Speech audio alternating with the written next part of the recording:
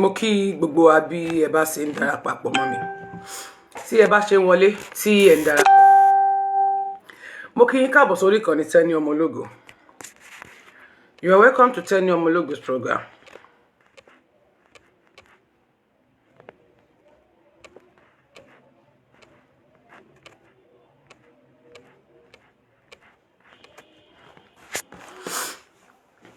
Mo kí gbogbo wa káàbọ̀ sí orí ìkànnì tí a wà yìí. Tí ẹ bá ṣe ń wọlé, ẹ bá mi double tap screen yẹn. Kí ẹ dẹ̀ bá mi like, kẹ́ bá mi love. Ó dá mi lójú pé gbogbo wa lẹ́rìí tó ń lọ tí ó dẹ̀ tí tán. Kò tí tán. Ó dìgbà tó bá tán ká tó paná díẹ̀. Tí ò bá tán kò ní kú. Mo wá fẹ́ fi àsìkò ìran gbogbo yín létí láti sọ̀rọ̀. Ṣé rí gbogbo tí ẹ ń ṣe ni Ọlọ́run ọba ń rí. Ṣé rí ọmọ tó kú, màá kọ́kọ́ sọ fún yín pé gbogbo yín pátá látorí àkọ́bí yín dí àbígbẹ̀yìn yín nínú ilé yín, gbogbo yín pátá tẹ́ support Bukky láti bẹ̀rẹ̀. Ní àwọn àárín kan tẹ́ support Comfy, tẹ́ support Lati nínú tó ṣẹlẹ̀ lẹ́ni, tẹ́ dá wọn ní ẹjọ́, ọ̀run á dá yín ní ẹ̀bi ikú òjijì. Bẹ́ẹ̀ mo sọ fún yín. Ọlọ́run tó ní ọjọ́ ẹni, ó máa dá yín ní ẹjọ́ yẹn. Gbogbo yín tẹ́ support Bukky, tẹ́ support Comfy, tẹ́ support Lati, tẹ́ support gbogbo àwọn tán láwọn tíìmù bàbá Mohbad yẹn, tẹ́ dẹ̀ mọ̀ òtítọ́, ọ̀run á dá yín lẹ́bi ikú òjijì. Ikú tí Mohbad kú, gbogbo yín pátá máa rírú ẹ̀ o. Ọ̀run máa fi rú ẹ̀ kàn yín. Gbogbo tẹ́ dẹ̀ pa lórí kẹ́sì ọmọ yìí, Ọlọ́run máa jẹ́ kí irú ẹ̀ kó kàn yín kán máa wá fọmọ yín náà pa wọ́n ta. Ìkà ni yín, olórí burúkú ni yín. Ìkà tán bá ń wá olórí burúkú, ẹ̀yin ni. Ẹ̀yin olórí burúkú yìí. Ẹ̀yin ni. Bígè is the best. Kò sẹ́ni tó bá Bígè dùn trophy. Sórí gbogbo ẹ tó bá wá sí orí ètò mi, tó bá lọ fẹ́ rìpọ́ọ̀tì mi àti ìwọ tó ti rìpọ́ọ̀tì ẹ̀ tẹ́lẹ̀ lórí òtítọ́. Bẹ́ẹ̀ bí gba ọmọ nínú ìdílé yín, ọ̀kọ̀ọ̀kan lọ́mọ wọ yín yọ sọnù, ọ̀kọ̀ọ̀kan náà máa yọ sọnù nínú ilé yẹn. Bí gbogbo bá ń ṣe rere tẹ́lẹ̀ nínú ìdílé yín, lórí ìwà tẹ́ ẹ wù yìí, Ọlọ́run ọlọ́gá ògo, ó máa yọ yín sọnù sínú igbó ni. Ọ̀run á máa pa yín ní ẹkún lójijì. Ẹ mọ̀ rìn, ẹ mọ̀ sunkún, ẹ mọ̀ jókòó, ẹ mọ̀ ké, ẹ mọ̀ ṣe gbogbo rẹ̀, ẹ mọ̀ sunkún ni. Gbogbo ẹni tó ṣe aburú yìí, I warn you people. Mo kìlọ̀ fún yín, Tenny is anti-justice. Mo wọ́nu yín títí Lati, olórí burúkú ni ẹ, ìkà ni ẹ. I'm coming for you fully now. Lati, ẹni bí tí pamọ́ rẹ̀ balùwẹ̀ ni ó ṣe abiyamọ, ìkà ni ọ, látẹnujẹ ni ọ. So wá ní wọ Bukky dèsè. Ó ti ṣòfò dànù nínú ayé yìí, Ọlọ́run ti ṣòfò. Ó ti ṣòfò. Ó lè rí bí kankan lọ. Ọ̀run ti kọ̀yìn sí ọ, bẹ́ẹ̀ mo sọ fún ọ. Ayé kẹ́yìn sí ọ̀run kẹ́yìn sí ọ. Gbogbo àwọn abiyamọ àgbáyé, gbogbo àwọn tó sunkún ní ọjọ́ tí wọ́n wú Mohbad jáde, ó ti kẹ̀yìn sí ọ, Bukky ó ti kẹ̀yìn sí ọ pé kan fọ́.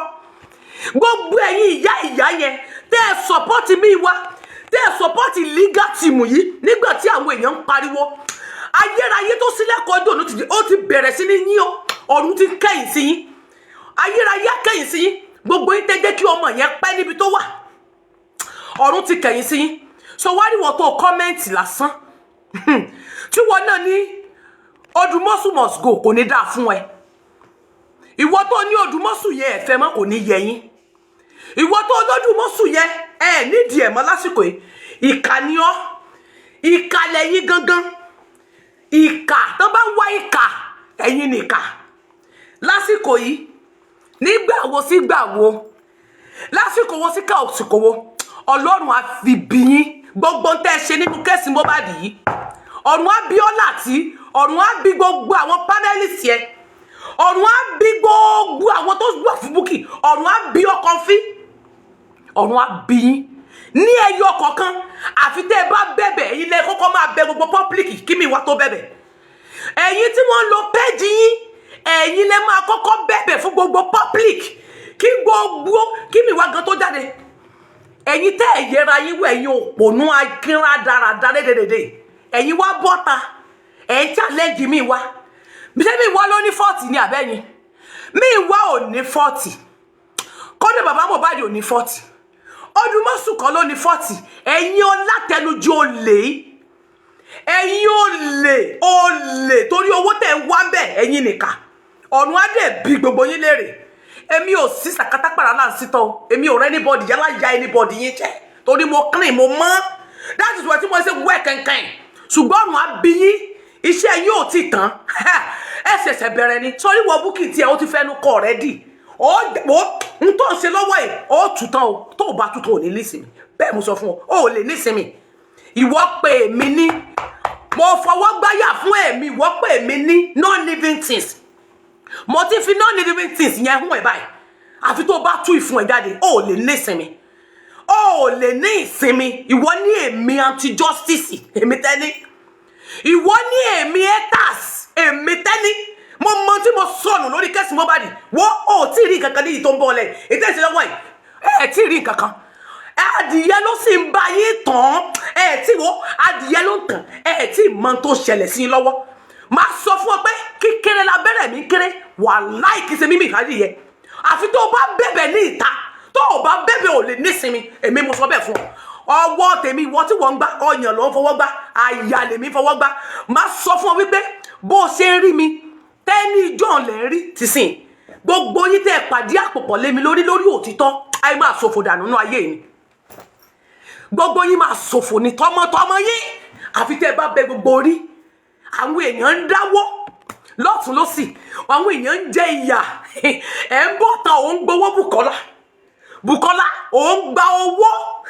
Òun fi irọ́ dé àwọn ènìyàn mọ́lẹ̀ Bukky. Ó dẹ̀ bí ọmọ ẹyọ kan ọkùnrin lọ́mọ kan ṣoṣo tó bí.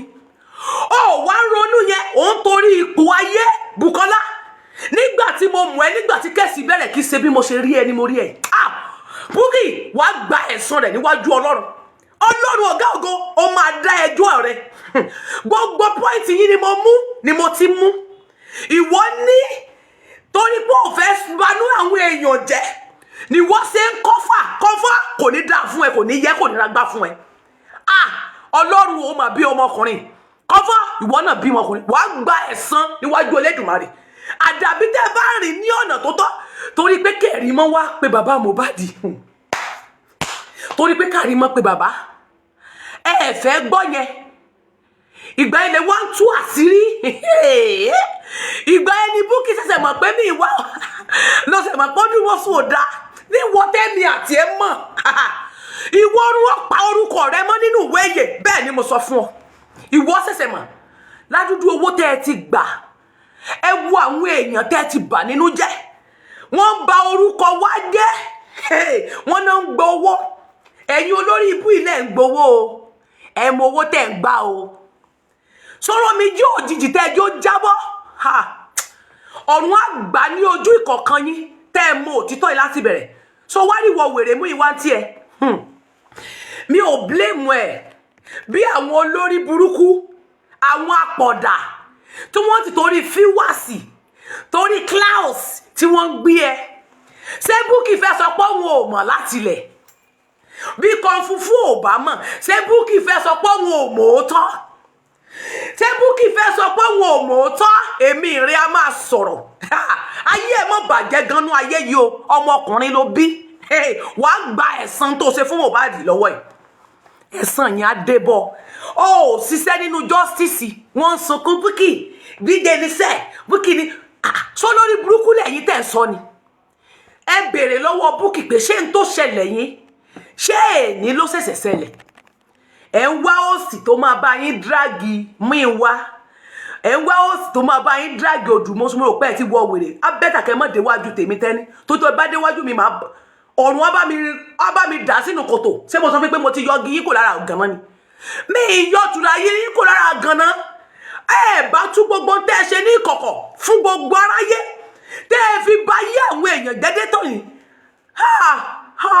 ẹ mà burú o látijọ́ yìí tẹ́bẹ̀ lọ́tọ́psì ti jáde mo ní wọn ṣe nǹkan kan mo ní wọn ṣe ń pa mo ní rán ní gbogbo ẹ̀bùlábà ní tẹ́ni gbẹ́nu sàn tí bá ti lè sòótọ́ ọ̀rọ̀ báyìí ẹ bọ̀ sórí péjì mi ẹ flag ẹ lọ́ra yìí torí kí n mọ̀ bá máa dá yín ẹ ń fi report àkáǹtì mi káwọn èèyàn bá máa listing sí ní September ní December 31st ni mo ti rí àṣírí go from fraud me èmi ni mi ìwà kọ́kọ́ fẹ́ gbé go fraud me yẹn fún go fraud me tá a dẹ̀ sọ yìí ìtorí go fraud me àwọn adáni mo dẹ̀ bọ́ta mo pariwo ẹ àtáàkì mi tennis àti justice ẹni bàbá ni mò ń bú mo ṣe sọ bí mo ní bàbá Mohbad tó o bá dá gbogbo àwọn wèrè tó wà ní sàkání rẹ yìí wàlẹ́ tó bá rí tó bá ń pẹ́ ó ti lọ bí mo sọ mo ní ó ti lọ mo ní ó ti lọ mo ní láti máa review gbogbo àwọn fídíò mi báyìí sìn mo ní December 31st èmi ní mi wá fẹ́ gbé go fraud mi fún torí pé ó mọ̀ pé mi ò wọ́ one chance èmi ṣe Bukky tí mo ń gbẹ́gbọ́ orí burúkú torí fíù èmi ṣe Bukky tí mo ń gbẹ́gbọ́ wèrè gbẹ́sẹ̀ nítorí fíwá nítorí pé ó ń ṣe claus ó sàn ń wá trophy tipátipá èmi náà pé ìwọ ọkọ náà pè sínú mítì ìjọ ẹ ni mo rí Odumosu ń bẹ Táíwò ìjọ ẹ mo rí Táíwò Odumosu mo kígbe síta ẹni tẹ́ ẹ gbà ní lọ́ọ̀yà yìí mo pe mi wá mo ní mi wá bó ló ti mo Odumosu mi wá ibo ló ti mo Odumosu ta lẹni tí mo rí láàrin yìí sọ̀rọ̀ ètò tí ń ṣe ti Yorùbá nation ni mi wá sọ fún èmi pé orí social media lórí Google lọ́ọ̀yà Google orí Google ló ń ti pàdé Odumosu mo béèrè títí ndọ́nà olórí Google ló ń ti pàdé Odumosu o mo lórí Google kẹ mo ní lọ́ọ̀yà lẹ pàdé Google mo ní ṣé ẹ mọrú ẹni tí lọ́ọ̀yà yìí jẹ́ sá mo ní ṣé ẹ mọ̀ pé lọ́ọ̀yà yìí ò sí ní Nàìjíríà ṣé ẹ sá mọ̀ pé lọ́ọ̀yà tẹ́ ń sọ yìí ò gbélé kò mọ̀ gbélé kò mọ̀ pé mo mọ Odumosu dáadáa kò mọ̀ pé mi mọ Odumosu dáadáa tí mo lè ròyìn rẹ̀ bí ìbá ti ẹ̀ rírí sójú tí mi ò bá rí sí ojú mi rí a sì jọ ṣàṣepọ̀ rí mo ní ẹni yìí mo ní wàláì tó bá jò ló wá dùn kéṣì yín ẹ sọ pé ó ti lọ ẹ lè rí justice mo ní ẹ sọ pé ó ti lọ ẹ lè rí justice èmi ní olórí burúkú tiẹ̀ gbèsè ló ń sọ pé ò fẹ́ dárúkọ wọn débi ìṣeré nínú ayé wọn mọ pa orúkọ rẹ ni ó sì tún ṣàṣejù ó sì ń gbéraga lọ́wọ́ adìyẹ ló sì ń bọ ọtàn gbèsè Ọlọ́run mo máa sọ pọn ní alẹ́ ọjọ́ tó sọsọkúsọ mo ní kí ọmọdé tó sọ̀rọ̀ kágbàlagbà tó sọ̀rọ̀ káwẹ tó máa lómi lẹ́yìn ẹsẹ jura wọn lọ. Do you want to go back to the lounge? mo ní káwẹ tó máa lómi lẹ́yìn ẹsẹ ju ara wọn lọ níjọ́ náà. I want you people mo kígbe ń tàn bí mo ní ọmọ ló kù kì í ṣajá mo ní ẹ má lo ìfẹ́ ẹ má fi emotional ṣe justice yìí ẹ má wá ó ní iye ọjọ́ tí mo fi ṣe show lórí don't be biased on this justice if you want to get the justice for Mohbad don't be biased I want you people ó ní iye ọjọ́ tí mo fi sọ mo pariwo èmi lẹ́ni àkọ́kọ́ tó kọ́kọ́ sọ̀rọ̀ nípa Odumosu yìí mo tún pariwo síta nípa mi wáyé mo ní mo rí nǹkan o bó o ló ṣe jẹ́ nígbà tí lọ́ọ̀yà ẹlẹ́gbà lọ́ọ̀yà yín á wá gba Ghana lọ ẹ̀yin tẹ́ ẹ kọ́kọ́ ní nǹkan kan gangan wọn ò wá sọ fún yín lọ́ọ̀yà yín tí ò kúrò níbi tó wà UK ó wá lòun lọ síbi tọ́tọ́ sí Mohbad ó lọ síbi tí wọ́n lè tán gbé Mohbad sí òun rí gbogbo ara Mohbad pé kò sí nǹkan kan lára rẹ̀ nígbà tí ó ń fọ̀rọ̀ wá lẹ́nu wò ó ní kò sí máàkì kankan lára rẹ̀ wípé ẹni tó bá sọ pé máàkì wà lára rẹ̀ ó ní yẹn sọ̀sọ̀ kan sọ mo pe Muyiwa lẹ́sẹ̀kẹsẹ̀ mo ní Muyiwa ṣe gbọ́ nǹkan tí lọ́ọ̀yà yín lọ sọ Muyiwa ń dìfẹ́ǹdì ó ń yí mi sí poro báyìí bẹ́ẹ̀ ló yí mi bó ṣe sọ rí bí orí olórí burúkú tó sẹ́nu gbòsì láwọn bó ṣe sọ rí polo báyìí bó rí ẹ̀rí pẹlẹbẹ ó ń yí mi sí báyìí ni ó yí mi sébè kò sótọ́ mo ní Muyiwa èmi àti Bukky jákujàku yìí mo tún pé àtúnjọ sọ̀rọ̀ ọmọ òótọ́ ṣùgbọ́n torí pé ó fẹ́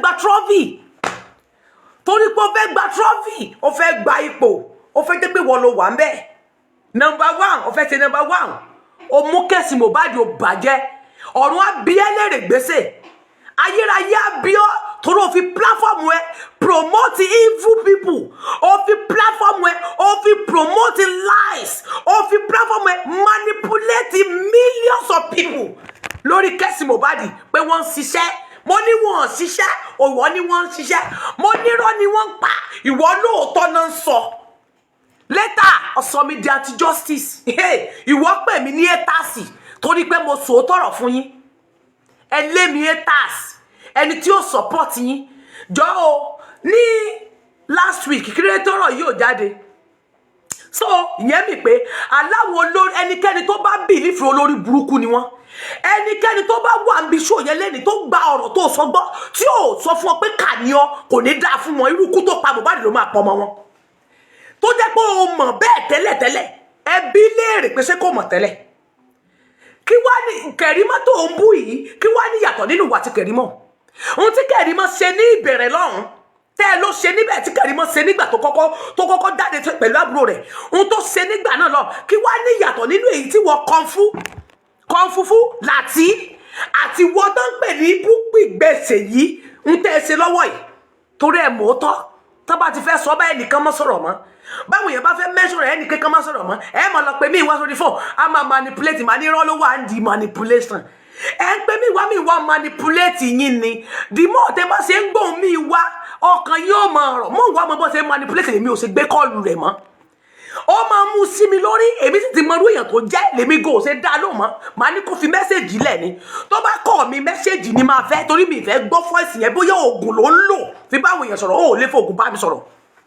ó lè fọ oògùn bẹ́ẹ̀ mi sọ̀rọ̀ mọ́ lèmi ò ṣe gbé kọ́ọ̀lù rẹ̀ mọ́ lèmi ò ṣe bá sọ̀rọ̀ mọ́ ni mo ṣe ta kété sí ṣé Bukky fẹ́ sọ pé òun ò gbọ́ ṣé gbé sí òmọ̀ sọpọ̀ ti ta ayé ẹ̀ ti ta pa ò ìwọ wá sọ̀rọ̀ lẹ́ni last week ó sọ̀rọ̀ lórí ọ̀rọ̀ Odumosu ó sọ̀rọ̀ lórí ọ̀rọ̀ Muyiwa kan fúfú gbogbo bó ṣe ń drag àwọn èèyàn ní gbogbo last week bí ọ̀sẹ̀ méjì mẹ́ta sẹ́yìn ó drag Muyiwa o ó sọ pé Muyiwa èèyàn burúkú ni o l'Odumosu ò dá o ìwọ tún wá lè sọ nínú ẹnu ẹ wípé ìwọ ń kọ́fà Muyiwa ò ń kọ́fà Odumosu ni gbogbo sí abẹ́lẹ̀ tẹ́ ni wọ́n ń ṣe oníwọ̀ ń kọ́fà wọn kan fún ọ̀run á béèrè ẹ̀san Mohbad lórí ẹ̀ pẹ̀lú àwọn ọmọ tó bí Bukky ọ̀run á béèrè Mohbad ẹ̀jẹ̀ Mohbad ọ̀run yín ni ó ti bẹ̀rẹ̀ ẹ̀yin náà ó jẹ́ nínú ìyà yẹn ó lè nísinmi Ọlọ́run so wá ní gbogbo ẹ̀yin tẹ́ ìpínlẹ̀ yín ní ìlígá ti mórí burúkú tẹ́ ìkóra yín jọsọ online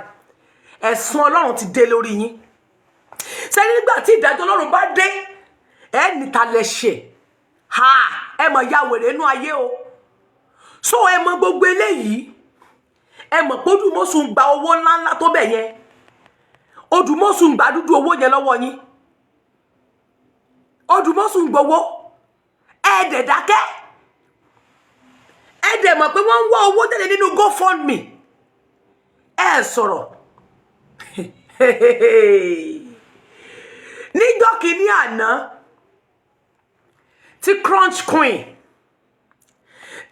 tán jáde fún GoFundMe woman yẹn ló káàkiri wọ́n fi wọ́n ṣàṣojú Muyiwa lò wọ́n lẹ́lẹ́rí burúkú tó ń pè ní Muyiwa pẹ́pẹ́yẹ ẹlẹ́sẹ̀ bí ẹsẹ̀ akẹrẹ tó sojú bí ìlú òyìnbó ló wà látijọ́ ẹ wo bó ṣe gbégbèsè ayé rẹ̀ ṣe rí ó pẹlẹbẹ ní ó jẹun kò bára jẹ bó ṣe jẹjẹjẹ ní kò bára jẹ ẹ gbogbo owó tó ń gbà náà kò yọ ní gbèsè ayé rẹ̀ ẹ tó wà nílùú òyìnbó tí ayé rẹ̀ rí bí àwọn tó wà nínú ọba nínú àwọn oko gángan oko dágbólu àwọn oko aláìgó oríko ògbóró àwọn tó wà ń bẹ́ẹ̀ ní gbèsè ayé ẹ ṣe rí aṣọ òfòwò náà ló ń wọ̀ gbogbo fúta rí lọ́rùn ẹ̀ náà orí pẹlẹbẹ ni ó tẹ̀ tó ti sanra sí torí ó tẹ̀ ti ń rówó díẹ̀díẹ̀ gbà ìgbò náà ti ń sanra díẹ̀díẹ̀ ó ti ń withdraw mo mọ̀ pariwo crunch queen bọ́tà ń bí wọ́n bá yín polongo káàkiri lórí go fraud mi tẹ́sí ṣùgbọ́n torí pé Bukky fẹ́ sẹ́yà gbàngbà òun ló sáré ta ó bọ́ tàǹgbà náà àwọn kìnnì kan wọ́n dìtẹ̀ mí wá ní wọ́n sì kìnnì kan ní abọ́ sórí show alébẹ̀lì àwọn èèyàn dẹ́rọ́lé àgbàdùlé gbogbo àwọn chairman yìí ń tó fàjà wọn rèé àwọn andy tó fàjà wọn rèé tandy fi yọwọ́ tí crunch queen fi bọ́ síta níjọ́ kìíní àná tí crunch queen ní òun yọ apá àwọn òun yọ ẹsẹ̀ wọn kán mọ́ béèrè kankan mọ́ lọ́wọ́ chairman tẹ̀sán ẹdí àti justice lẹ́ni inú go fraud mi ni wọ́n wà ní gúrùpù torí wípé wọ́n question mi wá lórí bó ṣe ń yọ owó wọ́n question mi wá bó ṣe ń yọ owó nínú go fraud mi ẹ̀yin èèyàn máa burú o bó ṣe ń yọ owó nínú go fraud mi yìí mi wá ló bá lọ dissolve gúrùpù dànù mi wá ìṣe yahoo gba yahoo gidi ni olórí burúkú rẹ ayé ẹ bàjẹ́ èmi ò support àwọn wèrè yìí o ẹgbà tí ẹ pàṣán lọ́kàn lè dé lọ́wọ́ tèmi ó dé ìyà tó jẹ́ sọ fi dé lọ́wọ́ mi ni torí ó gbé mi sí gógó èmi mọ̀ pé gógó lẹgbẹ́ mi sì ti pẹ́ èmi ò fọkàn sí tẹ́ ń gbé dáadé mo ti mọ̀ pé ò sí kankan ẹ rí i pé mò ń dúró pé autopsy ni mò ń dúró dé èmi sì mọ̀ pé gógó ni gógó lẹgbẹ́ mi sí kò sí kankan èmi sì mọ̀ pé everything ti lọ DNA test ti lọ everything ti lọ má gbọ́ ó ti lọ mo ti sọ fún yín tí mi wá yìí tó bá sì handle ẹ̀ tí Odumosu bá sì handle kéèsì Mohbad mo ní ẹ sọ pé ó ti lọ mo kígbe títí mo fi láwọn ń tẹ́ fi mọrú èèyàn tí mi wá jẹ́ mo fi láwọn nǹkan tẹ́ fi mọrú èèyàn tí Odumosu jẹ́ lọ́yà ò kì í ṣe báyìí tèmi àti Odumosu bá mọ̀ra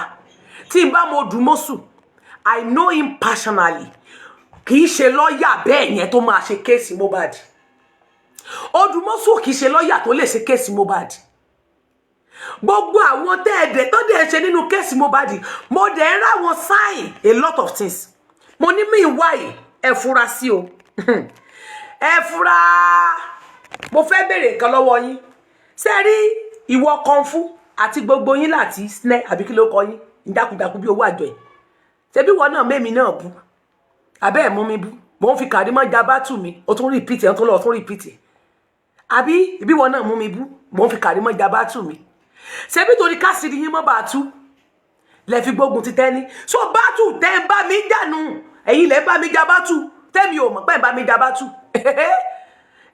lẹ fi ní non living things ni àwọn ẹbí yín nínú ilé non living things làwọn ará yín nínú ilé àsìkò tí mo wà yìí kò sí justice for Mohbad mọ́ ká wá dá gbogbo ẹ̀rú lókù ká máa jà ìdá ìbẹ́lẹ̀ solution wèrè wo lẹ́ ń wá láago mélòó ẹ̀ ń wá solution mo rò pé orí yín ti dàrú solution là ń wá solution òsì wo lẹ́ ń wá àmọ́ mo bẹ̀rẹ̀ solution lọ́wọ́ yìí solution wèrè wo lẹ́ ń wá kiri nígbà tí crunch queen chairman ó jáde tán pariwo pé wọ́n ń wá owó jáde nínú go fraud mi o pé bó ṣe ń wá owó ìjáde àwọn ò lè gbà káwọn wà láṣojú kán dẹ̀ máa kó owó báyìí jáde ó dàbí pé a need láti play crunch queen gan báyìí a play fídíò bí woman yẹn wá sórí life mi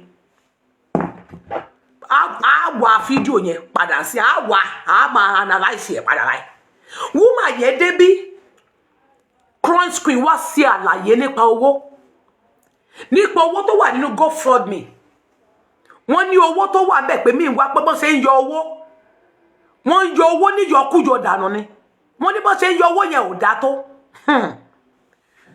gbogbo wọn kígbe síta ìwọ kan fúnfún wèrè yìí tó rí pọ̀kìpọ̀kì tó ti pàmùpàmù kalẹ̀ bí ẹlẹ́dẹ̀ gàn yìí ìwọ lọ ní àkọ́kọ́ tó kọ́kọ́ gbé píkṣọ̀ wọn gbẹ̀ tẹ̀ dráàgì wọn ní ọ̀gá rẹ gbèsè títí ẹ ti ta gbàù tó rò pé òun ti mú jẹ ó rò pé ó máa mú jẹ àlọ́ ò lè mú jẹ èmi àti ẹ̀ làjọ ń jà wà láì gbogbo tó ṣe èmi mo wà ń di ẹ̀ ọtí gbọ́ èmi ni mo máa ń sọ fún ọ pé ẹ má darí sọ mí mo ti fi gún bọrí mo ṣeré I'm not joking mo fi gún bọrí rí ni igún mo lórí igún fi ṣẹbọ yá mo fi gún ṣẹbọ tó bá sà sí mi tó bá sí àbìlù àbó orobi sí mi ayé ẹ ó bàjẹ́ sí gbangba ohun ẹ̀sìn tó fẹ́ kẹ́mi ṣe yẹn ìwọ ló máa ṣe o ti ṣẹ̀ sí yẹn báyìí torí mi ò pè ẹ́ ní living things rí mi ò sọ gbọ́dọ̀ burúkú sí ẹ rí oníwọ̀ ti kú nínú ayé ó kú yẹn báyìí wọ́n wà gbé ẹ̀sìn lọ pé àwọn aláwo rẹ lọ wá àwọn àfáà àwọn wòlíì tán lè bẹ́ẹ̀ gbàdúrà dáadáa torí èmi àti ẹ á mú nǹkan lẹ̀ a jẹ̀ tí ń jà báyìí láti jọ jímọ̀ ó rí pọ̀ nísìnyí mọ́ èmi ni kan funfun fẹ́ bá jà wàá mọ̀ pé tó wà lẹ́yìn ogun mi lọ́lọ́run ń jà lọ́wọ́ kì í ṣe ogun ẹnì kankan ogun tèmi tẹ́lẹ̀ mi ọlọ́run ń jà kì í ṣe ogun anybody mo jìyà gan-an ni mo fi ara ṣiṣẹ́ ìwọ ń pè mí ní non-living things ayé ẹ̀ bàjẹ́ ní ọwọ́ mi èmi ni mo wà díẹ̀ mo ò ní jábọ́ ọ̀ǹtí tó bá bẹ̀ mí màá dáríjì ọ́ ìwọ ní èmi ẹ́tàsì n ò ẹ́fà robi sí ẹ rí àwọn kan wá dúró wọ́n ní èmi ẹ́tàsì èmi ọ̀tá ọlọ́ba èmi tẹ́límọ̀ ni mo máa ń sọ fún ọ ò tí ì rí nǹkan kan wà á rí mẹ́lọ́rí nínú Joseph ọmọba ìgbẹ̀yìn rẹ̀ á dàrú ìgbẹ̀yìn rẹ̀ á burú jù àfi tí bá lo gbólò yẹn sí ẹ rí wà á rí pé lọ́tìlẹ̀ tó ti sọ̀rọ̀ yẹn ayé ẹ ti bẹ̀rẹ̀ sí ní polo ò nísinmi ẹ lè nísinmi wà á mọ̀ pé ogun Ọlọ́run ló ń jà lọ́wọ́ ẹ̀ ogun Ọlọ́run ni èmi tẹ́mi sọ fún ìwọ àtúnṣe lórí fóònù mo ní Odumosu yìí kò lè ṣiṣẹ́ kankan ìwọ wá dórí so ìwọ wá sọ̀rọ̀ pé ẹ̀yìn ọ̀sìn kan tí wọ́n fẹ́ dẹ́rúkọ ọ̀run ò bá mi yọ orúkọ Bùkọ́lá kúrò nínú ìwé èyè inú ìwé ìpọ́njú ìwé aburú ìwé ọ̀fọ̀ ìwé ìdààmú ni kò bá gbórúkọ rẹ̀ sí látòní lọ torí ìròbí sí orí ìwọ sọ pé èmi ti kú àwọn tó ti kú yá illiterate ni wá gbà tó ń bá orí mi ní illiterate kò tó máa bá mi sọ̀rọ̀ illiterate tó wọ́nu yín tí mo ṣe sọ ní àìmọye ìgbà ẹni bàbá Mohbad ni mò ń bú tí bá sọ nípa mi wá ẹni bàbá Mohbad ni mò ń bú Olúwa abẹ́ ẹ̀rọ náà bọ́lọ̀ ṣe ń jagun fún mi wà á mọ̀ pógun mi ni Ọlọ́run ń jà lọ́wọ́ kì í ṣogun ẹnì kankan torí pé ẹ ti ṣe ẹ ti gbé mi débí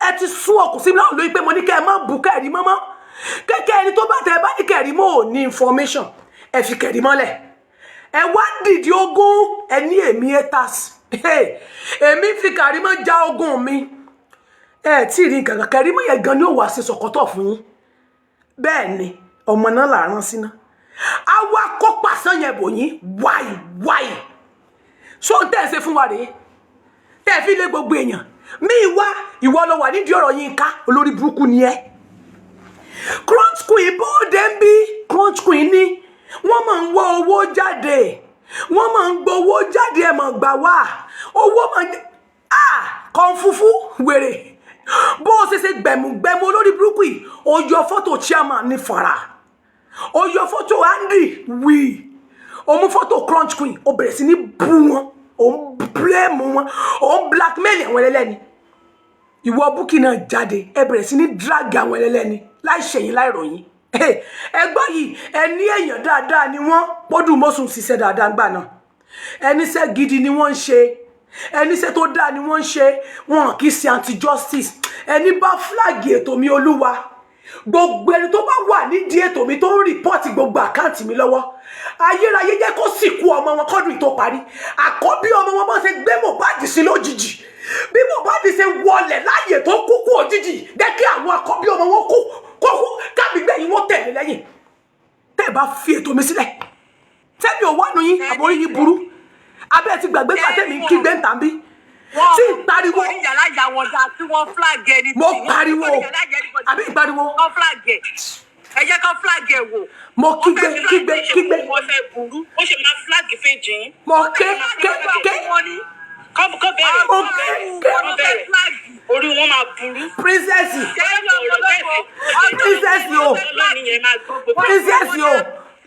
o ẹ máa gbọ́rọ̀ lónìí. ṣé ń gbọ́ mi gbèsè mọ́ọ̀tọ́ o Bukky mọ́ọ̀tọ́ èmi àti ẹ sọ̀rọ̀ o ìwọ ti torí pé o fẹ́ dà mí ìwọ ń pè mí ní ẹ́tàsì láìsí pé òmò tọrọ yìí o wá dákẹ́ látijọ́ yìí ẹ wá tán gbogbo rí ẹ wá dúdú owó tẹ́ ẹ gbà o tún bọ́ ta lẹ́nu tó tún gbà another 7 million tó bá tún wá ní gùrẹ́ sí kò sí tó ṣe wàá tún sáré jáde síta wàá tún wá máa ní òmò kankan parẹ́ o òmò kankan parẹ́ o kò ní dáfẹ́ tó bá bìlífù ẹ ẹ̀yin ó sì tí wọ́n ti fojú yín rí màbo ó agbára ti dé sí ọwọ́ tiwa báyìí wọ́n lè dá ìjà wọn jà mọ́ báyìí ẹ̀yin Susi Victoria Babariano ẹ dìde àsìkò tó láti fi ojú wọn ráre nínú ayé yìí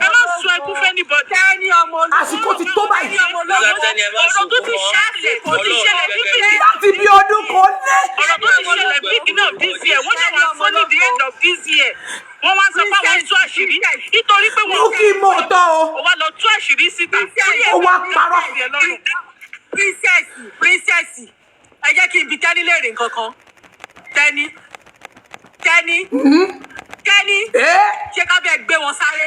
ẹ gbé wọn ṣé ká bẹ́ẹ̀ ooru mú mi lọ́bọ̀ gbogbo fúlọ̀ mi lóru ti mú nígbà tí mò ń gbọ́ àwọn ọ̀rọ̀ tí mo ti mọ̀ àkàndákẹ́ à ń wò yín rò. gbogbo ẹ̀ làwọn mo mọ bó ṣe ń lọ à ń wò yín. mo dẹ̀ yín jẹ mo yín jẹ ń ta wọ́n ti gbẹnu sọ ẹ gbọ́n tán ẹ mọ ọkọ̀ tán pè mí ni wọ́n ní kí lorúkọ bọ̀bọ̀ ọmọ mọ́là yẹn ó lè mi unstable element lórí pé mo sọ tán rédèrèdè ẹlẹ́yàrá ń ta ká gbé wọn sáré. mo bọ̀ sẹ́rí. ṣó kẹ́ ṣe lásìkò mo sọ fún yín mo ní wọn ò ní mọ́dù ìjẹ máa wòran Tẹ́ni wọn ò lè mọ́dù ìjẹ àti gbèsè ni o àti kọ́ńfì ni o. 31st of December máa lé ti kẹ́ ẹ sọ fún Bukky ẹni mo ní kó lọ pe àáfàá rẹ̀ kó lọ pe wòlíì rẹ̀ o lè bọ́nú èyí tó ló ti dájú ọwọ́ bọ́ta ọwọ́ níwò mọ̀ kankan o ẹ dẹ́kun mo fẹ́ béèrè lọ́wọ́ ẹ̀yin òpònú àwọn òpònú kì í sẹ́yìn àwọn òpònú tó sì ń gbàgbọ́ tó ń bìlífù wọn mo fẹ́ bi àwọn òpònú tó sì ń gbà kan fún gbọ́ níjọ́ tí ṣẹlẹ̀ ti ń pariwo accountability àní àsìkò yìí tẹ́fẹ́ gbọ́ mi àsìkò yìí àwa ti bẹ̀rẹ̀ ṣẹ́ tiwa nobody will support you ẹni ó sì tó bá wá support yín sẹ́rí Babariano tó bá wá support Bukky tó support gbèsè kan fufu lásìkò yìí àtijọ́ sì sì ní ọ Susi Victoria ìjà ti dé Victoria Susi ẹ gbọ́ Victoria Susi ẹ máa gbọ́ ẹ máa gbọ́ Victoria Susi ẹ máa gbọ́ ẹ fi wọ́n lẹ̀ ẹ máa gbọ́ níjọ́ tí ọ̀rọ̀ ẹ kọ́kọ́ ṣẹlẹ̀ Muyiwa ò kì í ṣe bí bàbá Muyiwa ò kì í ṣe fámílì àlọ́ba olórí burúkú ni Muyiwa wọ́n ràn wá ni girlfriend Muyiwa ni wọ́n sọ wípé ó introduce rẹ̀ sí bàbá Mohbad àwọn Susi Victoria ni wọ́n dictate mo bá náà bá pè mí ẹ̀sìn mọ̀ pé ọjọ́ máa ń sọ̀rọ̀ mo bá ní kí ló dé àríbẹ́bí ni wọ́n ti kọ́kọ́ pe bàbá ti jẹ́wọ́ fún wọn wípé wọ́n introduce sáwọn nípa àwọn kì í ṣe family wọ́n dẹ̀ make sure pé wọ́n manipulate wọ́n lo Bukky gbèsè tẹ́ bá ti pẹ́ máa pè ní gbèsè ó ti dá gbèsè sí yín lọ́rùn báyìí o owó gọ́fọ́ọ̀dù mi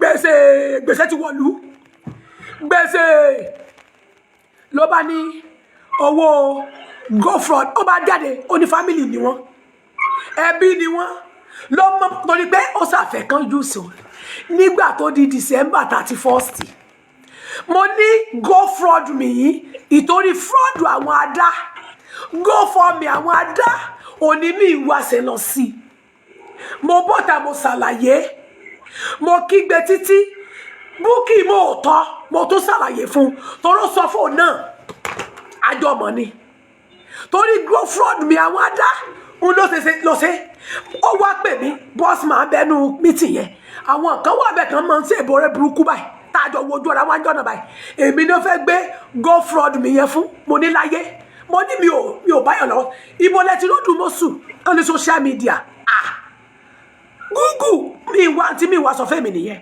torí mi bí lérè ṣe pé kò lè parọ́ torí kò mọ̀ bóyá èmi àti Odumosu kò mọ̀ bóyá amọ̀ra bá amọ̀ra nígbà náà kò tí close mọ́ Bukky wọn tí máa use Bukky gbà náà èmi náà sì ẹ mọ̀ pé mi ni mo ní crowd nígbà yẹn at least mo sì gbé 4,000 3,000 tí bá fẹ́ ṣe show artist lórí TikTok Facebook YouTube là ń lò gbà náà ni mi wá èmi náà use nígbà yẹn ó dẹ̀ mọ̀ pé àwọn ò kì í mú mi ó wá wò pé ó sì wo ló ní platform tó big tó ní fíù tó pọ̀ ẹ jẹ́ ká lo tẹ́ni ló bá pè mí sínú meeting mo kọ́kọ́ da meeting wọn rú boss máa ń bẹ láyé o ó ní mo lè sọ pé mo dá mọ̀ ń bẹ nínú meeting yẹn mi mà wọn tó kù mọ́ mo kọ́kọ́ da meeting orí burúkú wọn rú níjọ́ náà wọ́n wá sọ nípa go forward mi yìí mo ní mi lè gbowó mi lè bá anybody gbà pa mi lè gbowó mi lè promote anything bí pẹ́ lọ́run ti mọ̀ tí ń dẹ̀ èmi mo dúpẹ́ lọ́wọ́ Ọlọ́run mo dúpẹ́ tèmi o bí kò bá ṣe léyìí ta ló lè mú ọ sí i mo dúpẹ́ tèmi o tí mo rẹ́ sí ìgbésẹ̀ dé ìyàkà tìkì ìjàkà ayé ẹ̀ lábà ò sọ pé pàwù gbèsè ayé ẹ̀ ló tàbá ò níbi àtẹnujẹ ọ̀nà nínú owó yìí o ṣùgbọ́n torí pé àwa làwà ń bẹ̀ àwa làwà ń di oró tó rò fi ń ké àwa làwà pọ́n wọlé o ká tó máa pọ́n wọlé. ó fẹ́ gbà síwájú. dábàá rẹ́ni tó fẹ́ máa yẹ̀yẹ́ wa bàbá lẹ́kẹ́ ó ti dẹni yẹ̀yẹ́ nìyẹn orin wa ṣáìdì ni. ó ti rí i pé òun ò lè gbà síwájú mọ́ wá ṣé fẹ́ gbọ́ mi ìtorí ẹ̀ ni aleluya òótọ́ ni mọ́ mi ẹ ṣeun tẹ́ rán mi létí aleluya ọmọ ìjọ mi aleluya o wàlẹ́ mo ń dáké nínú ilé látàrí jẹ́ kó mi ha ṣe rí ẹ̀mọ́ tó pa mí lẹ́kún ni pé gbogbo wọn mọ̀ òótọ́ ṣe rí nígbà tí kọ́ńfúfú òwú báǹtù yẹn lẹ́dẹ̀ gan tó sọ̀rọ̀ dé stage kan pé a mọ̀ mo mọ̀ èmi kàn ń kọ́fà ni mo ní yé mo kú o kọ́ńfúfú ni mo mọ̀ ẹ lóòótọ́ bọ̀tì a mọ̀ pé kò tí kankan bọ̀tì akànfẹ́ mọ̀ bọ́tà kan náà ń ṣiṣẹ́ mo ní yé ẹ mọ̀ tọ́ àwọn tẹ́ ẹ trust rẹ o wọ́n lè kọ́ idé lẹ̀ lérí ṣe ti rí báyìí kì í ṣe by few kì í ṣe by education a lot of people ló ń pariwo pé àwọn people yìí irọ́ náà ń pa fún yín illegal team ni wọ́n mọ̀ èmi ìmọ̀ tó kígbe síta níjọ́ tí mo gbọ́ lọ́dọ̀ ìyá mi kan ló tiẹ̀ pè mí torí mi kì í wo ìṣì ọmọ mọ́ làwọn ní wọ́n sọ pé kìíní nígbà tá à ń sọ̀rọ̀ náà bá ní ọmọ Odumosu mọ́súnmọ́lá òun ni lead counsel mo ní Jésù ẹ gbà mí mo bá sáré bọ́ta níbí mo sì ń report àkáǹtì mi náà rè gan náà mo ní ẹwà gbọ́ ẹ̀rọ àdúgbò ẹ̀gbà wá o bó o ní baby lawyer ṣe máa jẹ́ lead counsel fún Sàánù mo mà pariwo tó ń dọ́nà o wọ́n ṣe bí ẹ̀tàn ti gé tí wọn lọ mo ní wọ́n sọ wípé mọ́súnmọ́lá Odumosu ó ní lead counsel bàbá dé kóòtù ó ń gbé bèbí lọ́wọ́ gbogbo gbàtà àwọn ọmọ tí mo máa rán lọ sí kóòtù láti Òṣogbo wá sí corona inquest every time àwọn ọmọ yìí wọ́n ní bàbá máa ń gbé bèbí lọ́wọ́ ni ìjọ tí bàbá sọ̀rọ̀ tó nítumọ̀ ní ọjọ́ tí wọ́n béèrè lọ́wọ́ toxicology tó tún béèrè gbogbo ilé tó kù kódà níjọ́ ti Darosa ń sọ̀rọ̀ lẹ́bàá wọ́n ní lọ́ọ́yà àkàkọ́ ò lè dìde ọmọ Odumosu gbé bèbí lọ́wọ́ Sàánù gbé bèbí lọ́wọ́ mo ní àti wọ one chance yo bó o ní odidi àgbà lọ́ọ̀yà. ọjọ́ tó gbé toxicologist nìkan wá ló sọ̀rọ̀.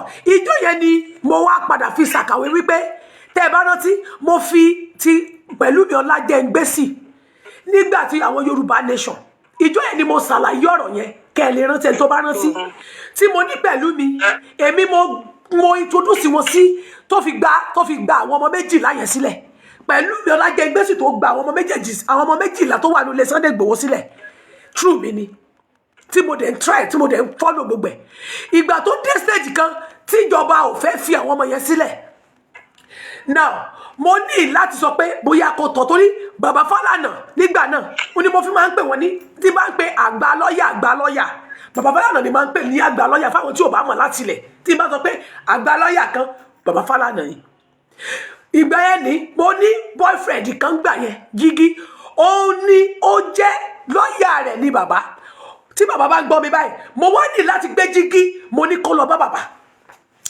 lórí àwọn ọmọ yẹn wọ́n wá bá Jígí sọ̀rọ̀ èmi dẹ̀ wà lórí fóònù Jígí wá fi fóònù ó wà lọ́dọ̀ bàbá ó wá fóònù rẹ̀ pè mí mo fi fóònù mi mo fi pe Sunday Igboho Sunday wá bẹ̀ wọ́n lórí fóònù pé kán jọ pé àwọn ọmọ yẹn kán mọ bó ṣe máa ṣe bàbá kọ́ láwọn ló wà lẹ́kìtì táwọn bá ti dé tó dé tó padà bá wọn sọ̀rọ̀ lẹ́ẹ̀kejì true mi mo wá sọ fún pẹ̀lú mi pé bàbá náà ní interest èmi tẹ́lẹ̀ ni mo sẹ́ndì náà bàbá Fálànà sí pẹ̀lú mi kò sọ pé òun lòún handle case àwọn méjèèjìlá ó gba ìmọ̀ràn lọ́wọ́ Sam Fálànà ó gba ìmọ̀ràn ó gbé ìgbéraga sọ sílẹ̀ ó gba ìmọ̀ràn lọ́wọ́ Sam Fálànà ní pẹ̀lú mi ó dẹ̀ win ní kéèsì yẹn àwọn ọmọ méjèèjìlá yẹn ó dẹ̀ rí wọn gbà jáde ó tún sọ nínú mítì pé ìmọ̀ràn tí bàbá fún òun step tí bàbá fún òun ló fi rí àwọn ọmọ yẹn gbà ìgbà ẹni mo sọ pé kí ló dé tí mo sún gbéraga tí ò lè gba ìmọ̀ràn lọ́wọ́ Sànú Sítù kírẹ́tì mo sún gbéraga tó sẹ́nu pẹlẹbẹ àti ẹ̀mọ́ bó ṣe rí náà sí pẹlẹbẹ ní ọ́ so sanra àbò pẹlẹbẹ dákun dẹ rí fọ́tò rẹ mo fẹ́ mọ bó ṣe rí ẹlẹ́kùn bó ni mo sún ṣe rí tẹ́ báyìí tẹ́ wà ní kóòtù mo fẹ́ fi ṣàkàwé nǹkan so sanra ni àbò tóbi bó ni mo sún ṣe rí orí pẹ̀sìkẹlẹ̀ ẹsẹ̀ rẹ gbẹ mọ́lẹ̀ àbí ọtí ẹ̀gbẹ́ torí bàbá ẹ̀ náà fúyẹ́ orí rẹ ọmọdé ni mo sùn orí bàbá ẹ̀ náà rí fún ẹgbẹ́ orí tiẹ̀ náà tó rí fún ẹgbẹ́ orí ẹ̀ rí fún ẹgbẹ́ orí bàbá ẹ̀ náà rí fún ẹgbẹ́ abẹ́rún lọ ọmọ kékeré rẹ̀ abó ni èyí kékeré tó wà láàrin wọn tó máa ń so lèyí kékeré tó náà máa ń jókòó ní torí ọmọ kan wà lára àwọn lọ́ọ̀yà yẹn tó kéré jù báyìí nù wọn.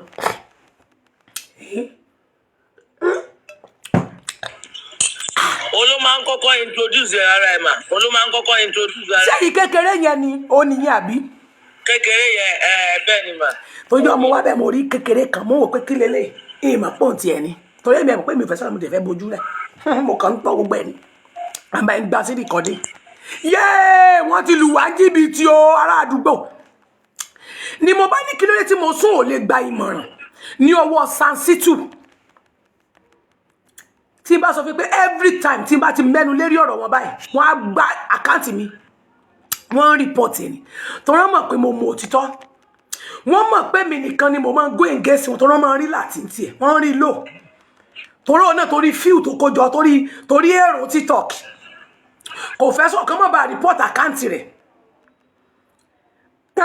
nínú gbẹgbẹ wọn kò sẹ́ni tó ní fíù mi kò sẹ́ni tó ṣe kíní kan ngbà tẹ́ ti jẹ péjì ti wà lulẹ̀ ẹbẹ́ yìí lẹ́gbẹ́ nítorí pé àwọn àbáyé sóòtọ́rọ̀ adúpẹ́ pa mọ̀ yín o adúpẹ́ o ẹ̀sìn ṣe yín lọ́tẹ̀ yìí o àwa fi yín rẹ́rìn o àwa tí ẹ ti pè ní anti justice tẹ́lẹ̀ tá a ìsara yín a lè bá yín sọ̀bọ́ọ̀tì láti lé Odumosu lọ o Odumosu àti Muyiwa must stay ká má fọwọ́ lẹ́ sọ̀rọ̀ ni wọ́n bá dẹ̀ bẹ̀rẹ̀ ọ̀rọ̀ ìjọ ẹ̀ ni mo ti pariwo wọ́n ní gbẹnu sọ́ọ̀ mo tún bọ́ta mo ní Odumosu lọ sọ̀rọ̀ lórí Quadri Hamzat in Ghana ó dẹ̀ pera rẹ̀ ní lọ́ọ̀yà bàbá Mohbad mo ní bàbá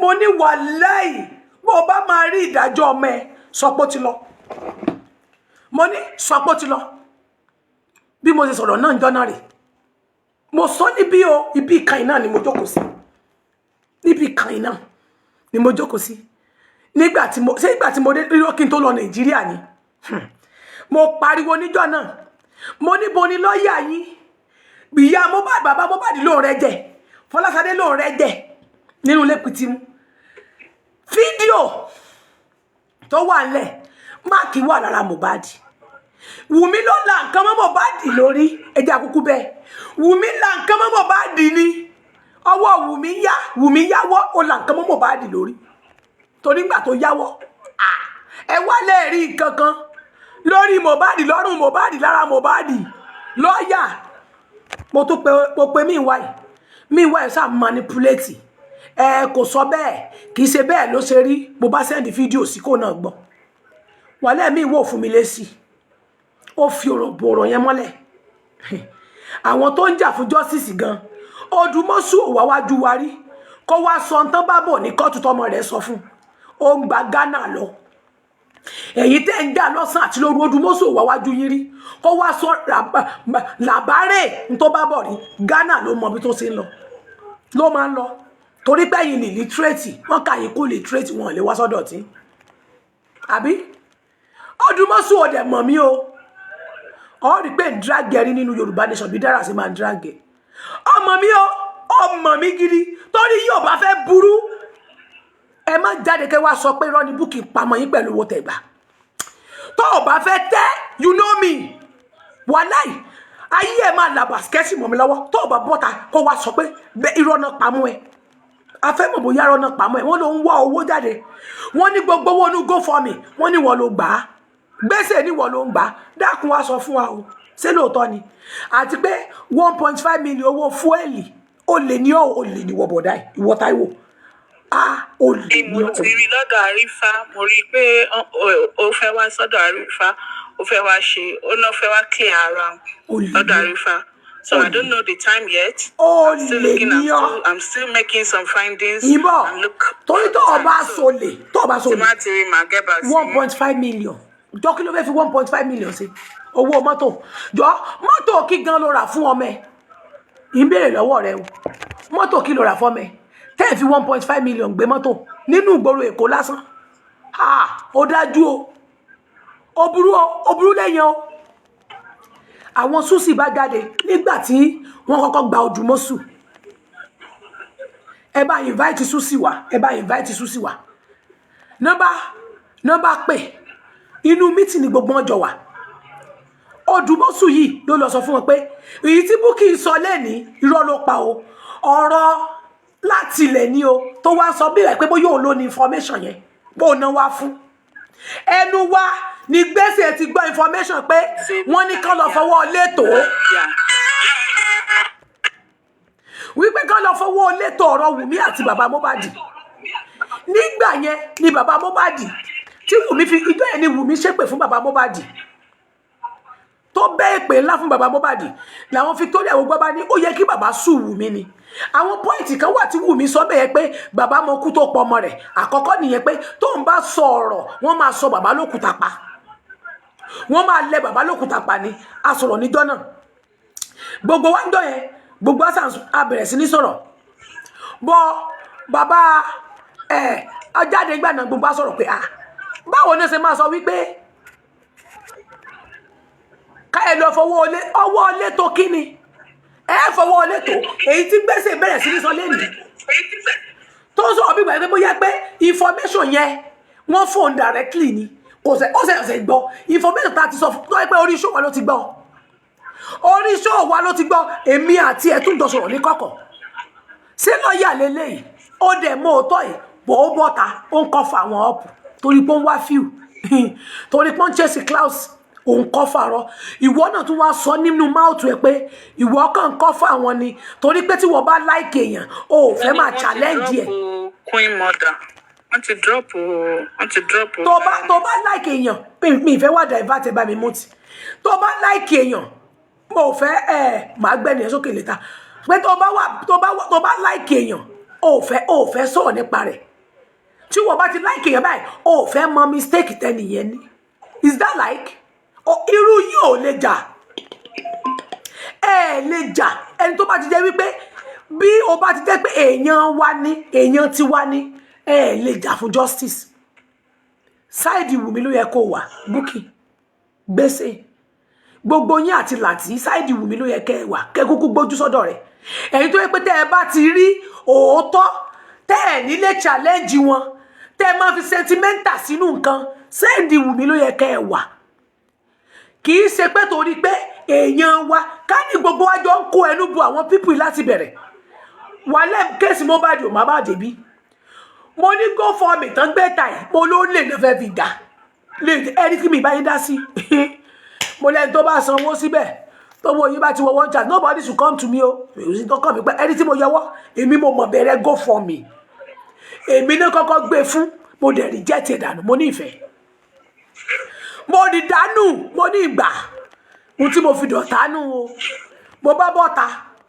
Susi sọ̀rọ̀ lórí péjì mi jọ́nà fídíò yẹn ní gbèsè ó play níjọ́ tó ń bú bàbá Mohbad fídíò mi ní kí ṣe pé mo pè lórí fóònù àti Susi tá a jọ ṣe òun ló play níjọ́ tó ń fún bàbá Mohbad jẹ ibẹ̀ mo ti sọ̀rọ̀ mo tún sọ fún yín pé Odumosu kì í ṣe lọ́ọ̀yà Yorùbá nation gbẹ́sẹ̀ ó sì ń kọ́ tó ń sọ kò sẹ́nibọ̀dì tó sọ fún ọ pé lọ́ọ̀yà Yorùbá nation ni lọ́ọ̀yà ni wọ́n náà pera wọn ṣùgbọ́n ní Yorùbá nation ni mo ti mọ̀ wọ́n ṣùgbọ́n gbogbo tíìmù wọn yẹn lọ́ọ̀yà náà pera wọn bẹ̀ ṣùgbọ́n wọn gbé Yorùbá dé ń pa ìgbà tán dẹ̀ mú Gbòho àwọn kan náà ṣiṣẹ́ fún Gbòho lọ́ọ̀yà wọn donate nínú gúrùpù wọn fún Gbòho lówó wọn fún lówó wọn donate bọ̀ pé àwọn náà gbàgbọ́ lọ́ọ̀yà àwọn ò rí Gbòho gan gbà sílẹ̀ Ìgbòho pẹ́ ju ọ̀bọ lọ níbi tó wà ọdún 2 ló lò wọn ò rí gbalẹ̀ lọ́ọ̀yà ni wọ́n ṣùgbọ́n kì í ṣe pé wọ́n jẹ́ lọ́ọ̀yà fún Yorùbá nation kì í ṣe àwọn Yorùbá nation kì í ṣe lọ́ọ̀yà Yorùbá nation wọ́n kàn wà ń bẹ̀ ni bí ìwọ náà ṣe jẹ́ pé kó o jẹ́ nọ́ọ̀sì ká máa pọ̀ nọ́ọ̀sì inú Yorùbá nation bó ṣe jẹ́ nù mo pariwo mo ní tí Odumosu bá dùn kéèsì yìí yéè mo ní ẹ sọ pé ó ti lọ Yorùbá nation ó fọ́jú pé ohun tó ṣẹlẹ̀ lónìí ló ṣẹlẹ̀ nínú Yorùbá nation gbà náà ọ̀rọ̀ olówó dé náà ni tí wọ́n ro òótọ́ tí wọ́n nílé sọ tí wọ́n mọ ní táyé nígbà tó ní tìrì náà dé náà bá ní rárá o onítìrì mo ní ẹ fún kálukú lẹ̀ ẹ jẹ́ kó ní kálukú ṣe tiẹ̀ rárá o gbèsè la fẹ́ gbọ́ àfẹ́ Kàrímọ́ o kí Kàrímọ́ máa lọ o gbèsè la fẹ́ o gbèsè ní o bẹ́ẹ̀ tí ń gbà náà rí ìjọrí burúkú tẹ́ bẹ̀rẹ̀ nínú Yorùbá nation wọ́n wá wọnú Yorùbá àwọn ti tíìmù Yorùbá tó wá wá sọ́dọ̀ yìí bí èyí tó pe ẹ̀ ní ele tó máa ń bú mi jọ́ kínní àná tó lóhun kínní kan Ọlọ́run àbí kí ló pè kínní kan Ọlọ́run tó ń pè lọ ó yọ Ọlọ́run olórí burúkú ni àgbà òfò ìjẹ́ olórí burúkú yẹn tó máa ń bú mi kiri báyìí àwọn àgbà ayẹyẹ inú Yorùbá ṣẹṣẹ nígbà náà rèé tí wọ́n ló ní tìrí ò lè bá Sunday Igboho sọ̀rọ̀ tá a bá pariwo ẹ jẹ́ kó ní tìrí bá Sunday ẹ parí ìjà yín tí bá tún lọ bá Igboho onítìrí náà tó pè ẹ parí ìjà rárá o àwọn ìyá olórí burúkú ìyá òfò rárá dáì wọ́n máa ní rárá o Igboho o àtijọ́ sí kìnnì kan ní o kò sí sẹ́fún Yorùbá nation o bó ṣe ṣe náà rè bó ṣe ń sọ ṣìgbà náà tún kó débi pé èmi tí mo dẹ̀ ti mọ̀ wọ́n mo pariwo síta wọ́n ní àlá wọn lórí panel yìí ní báyìí bí o ṣe mọ bú mi lọ́dọ̀ láti rí ráìráìráì mo dákẹ́ mo ṣe bí ẹni tí ò rí ọ a gbọ́dọ̀ kan fùfú lọ ìyẹn fùfú yẹn tó rí bántúbántú lọ. gbogbo tí kan fùfú sọ nípa Yorùbá nation nípa pẹ́ẹ́lí ẹfẹ́ ẹnìkan ìyóòkù tó lọ sọ nìyẹn.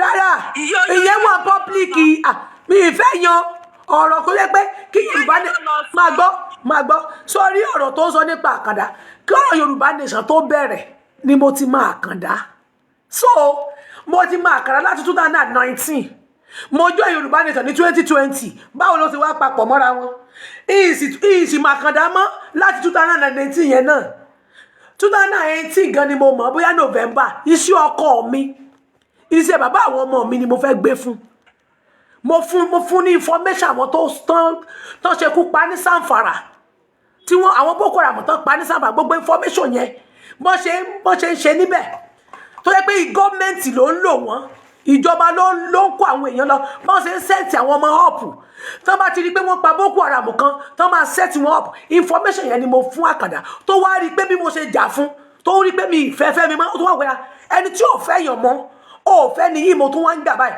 ẹni tó ṣe fẹ́ ni ohun tó ṣe wojúmọ́ mi nìyẹn tó bá gbọ́ lẹ́nu mi ò fẹ́ nínú Yorùbá nation mi ò máa Àkàndá nínú Yorùbá nation ẹ̀kan ni mo rákàndá rí ẹ̀kan ni mo rí one night stand lásì àdẹ̀dọ́ra wa kò sí ti bí ṣe ní kádọ́ra wa ṣe bá dọ́ra wa wà lẹ́ gbogbo tẹ́ bá ti sọ bẹ́ẹ̀ lórí torí tí n bá láàdọ́ra wa ẹ̀ ní rọmọ pa tí n bá sì láàrúnra wa ẹ̀ ní ọkọ̀ àrúnra wa bẹ́ẹ̀ ni mo gàdí one night stand mo gàdí báyìí ó sì fi ó yẹ pátá mi sẹ́gbẹ̀ẹ́ kó dẹ̀ rí bọ̀ so kò sí ti bí ṣe ní mi ò sí ní ọkọ náà mi sì ní ọkọ ẹ bèèrè lọ́wọ́ ọkọ fúnfún pé ọmọ tó wà lọ́wọ́ ẹ̀ yẹn bàbá rẹ̀ dà lórí burúkú ọtún lọ́kọ̀ kínní ìyẹn kú ọtún fẹ́ kejì òtún yajúlẹ̀ kó fọkùn gidi kó fọkùnrin tó dáa èyí tí ó tún ṣe one night stand fún ọ ló tún ṣe ó tún yẹ pátá rẹ̀ bẹ́ẹ̀ ó dà sí tù ó lè dá ta bó ṣe dà sínú ẹ̀ tù ó dẹ̀ rọ́mọ yẹn fi gbàwé fọkùnrin tó níwèé fọkùnrin tó ní ìwé tó bímọ fún tó fi gbàwé níyẹn àdúró lọ fi gbàwé ìwọ ọ̀rọ̀ mi ò sí lẹ́nu ẹ ọbí ẹ̀sìn rẹ̀ rè níta ìwọ ńlá nú ẹ nígboro ẹnu oníwọ̀ ń kọ́ fún àná mo rìkọ́ọ̀dù yín o mo ti screen record yín o bẹ́ẹ̀ ni wọ́n ti screen record yín fún mi dáadáa di ọlá ti screen record ẹ̀ fún mi ó sì sẹ́ndì ẹ̀ sí mi ó kàn pọ̀ ni ó gé képèpé á analyse rẹ̀ ìwọ ń sọ lẹ́nu ẹ̀ kan fúfú ìwọ níwọ̀ mọ̀ ìwọ kàn ń kọ́ fá ọ̀pù ni ó dẹ̀ tún lè sọ ó wá nígboyò ń bú mi wá kí ni ìyàtọ̀ nínú ìwà àti mi wá tó ń bú kí ni ìyàtọ̀ nínú ìwà àtọdùmọ́sù tó ń sọ̀rọ̀ sí torí wípé ìtorí pé Kàrímọ́ pé bàbá Mohbad ìtorí ẹ̀ báyìí tí Odumosu dá sí ẹ̀ẹ́dẹ̀ gbọ́ wípé Odumosu kan ló pe Kàrímọ́ màmá kan ló lòun pe Odumosu wípé òun rí update Bukky pẹ̀lú pé ó ní bàbá ti blọ́ọ̀kì Kàrímọ́ òun ló ṣe pé Odumosu kì í ṣe wípé Odumosu ló pe Kàrímọ́ ẹgbọ́n yẹn náà o ṣùgbọ́n torí pé gbèsè ìlara torí pé bàbá ó wá ní wọ́n ń gbágé pé bàbá ń gbá géèmù fóun torí pé ó ní pé bàbá ó ti lọ rí rojọ́ burúkú fún bàbá Mohbad bàbá wa ní Kàrímọ́ ò rìkọ́ọ̀dù òun pé tó bá rìkọ́ọ̀dù gan tó gbé kò lè play rẹ̀ because ó mọ tó wà bẹ́ẹ̀ ara wa ń ta ọ́ ọwá ní Odumosu máa lọ ẹ̀yin wèrè wá lọ ṣe mítì kòróbótó gbogbo yín wá ṣe mítì òfò ẹ wá lódùmọ́sù máa lọ ṣé ẹ mọ owó tó dùmọ́sù ń gbà gbogbo ẹ̀dájì tẹ fi ń dráàgì Kàrímọ́ yẹn tẹ fi ní Kàrímọ́ Yomi must go tẹ fi ń dráàgì wọn ẹ lè lò ó ẹ tí ì rí Odumosu gbà náà pé ó ń bá PS ṣiṣẹ́ ìwọ gbèsè tó wà lógbólò kan pé ìwọ mọ̀ pé PS wọ́n fún ẹ ní information PS wípé òun àti ní ìwájọ àwọn àti Odumosu jọ ṣe wọ́n ríra wọ́n sẹ́ndì fọ́tò ìwọ wá sọ wípé ìwọ kàn kọ́ fá ọ̀pù ni. o ṣó wà mí wá omi ṣé padà wà mí. ẹ bá mi mú tì náà. ẹ bá mi mú tì náà. ta ló wọ̀ ń bẹ̀ yẹn. ọ̀rọ̀ yóò yé mi mọ́ màá drop everybody báyìí ò torí mò ń túnra mi gbọ́. ẹ bá mi mú tì lọ́dọ̀ yín náà everybody kò mú tì. kí ló ń ṣẹlẹ̀ ń bẹ̀ yẹn báyìí.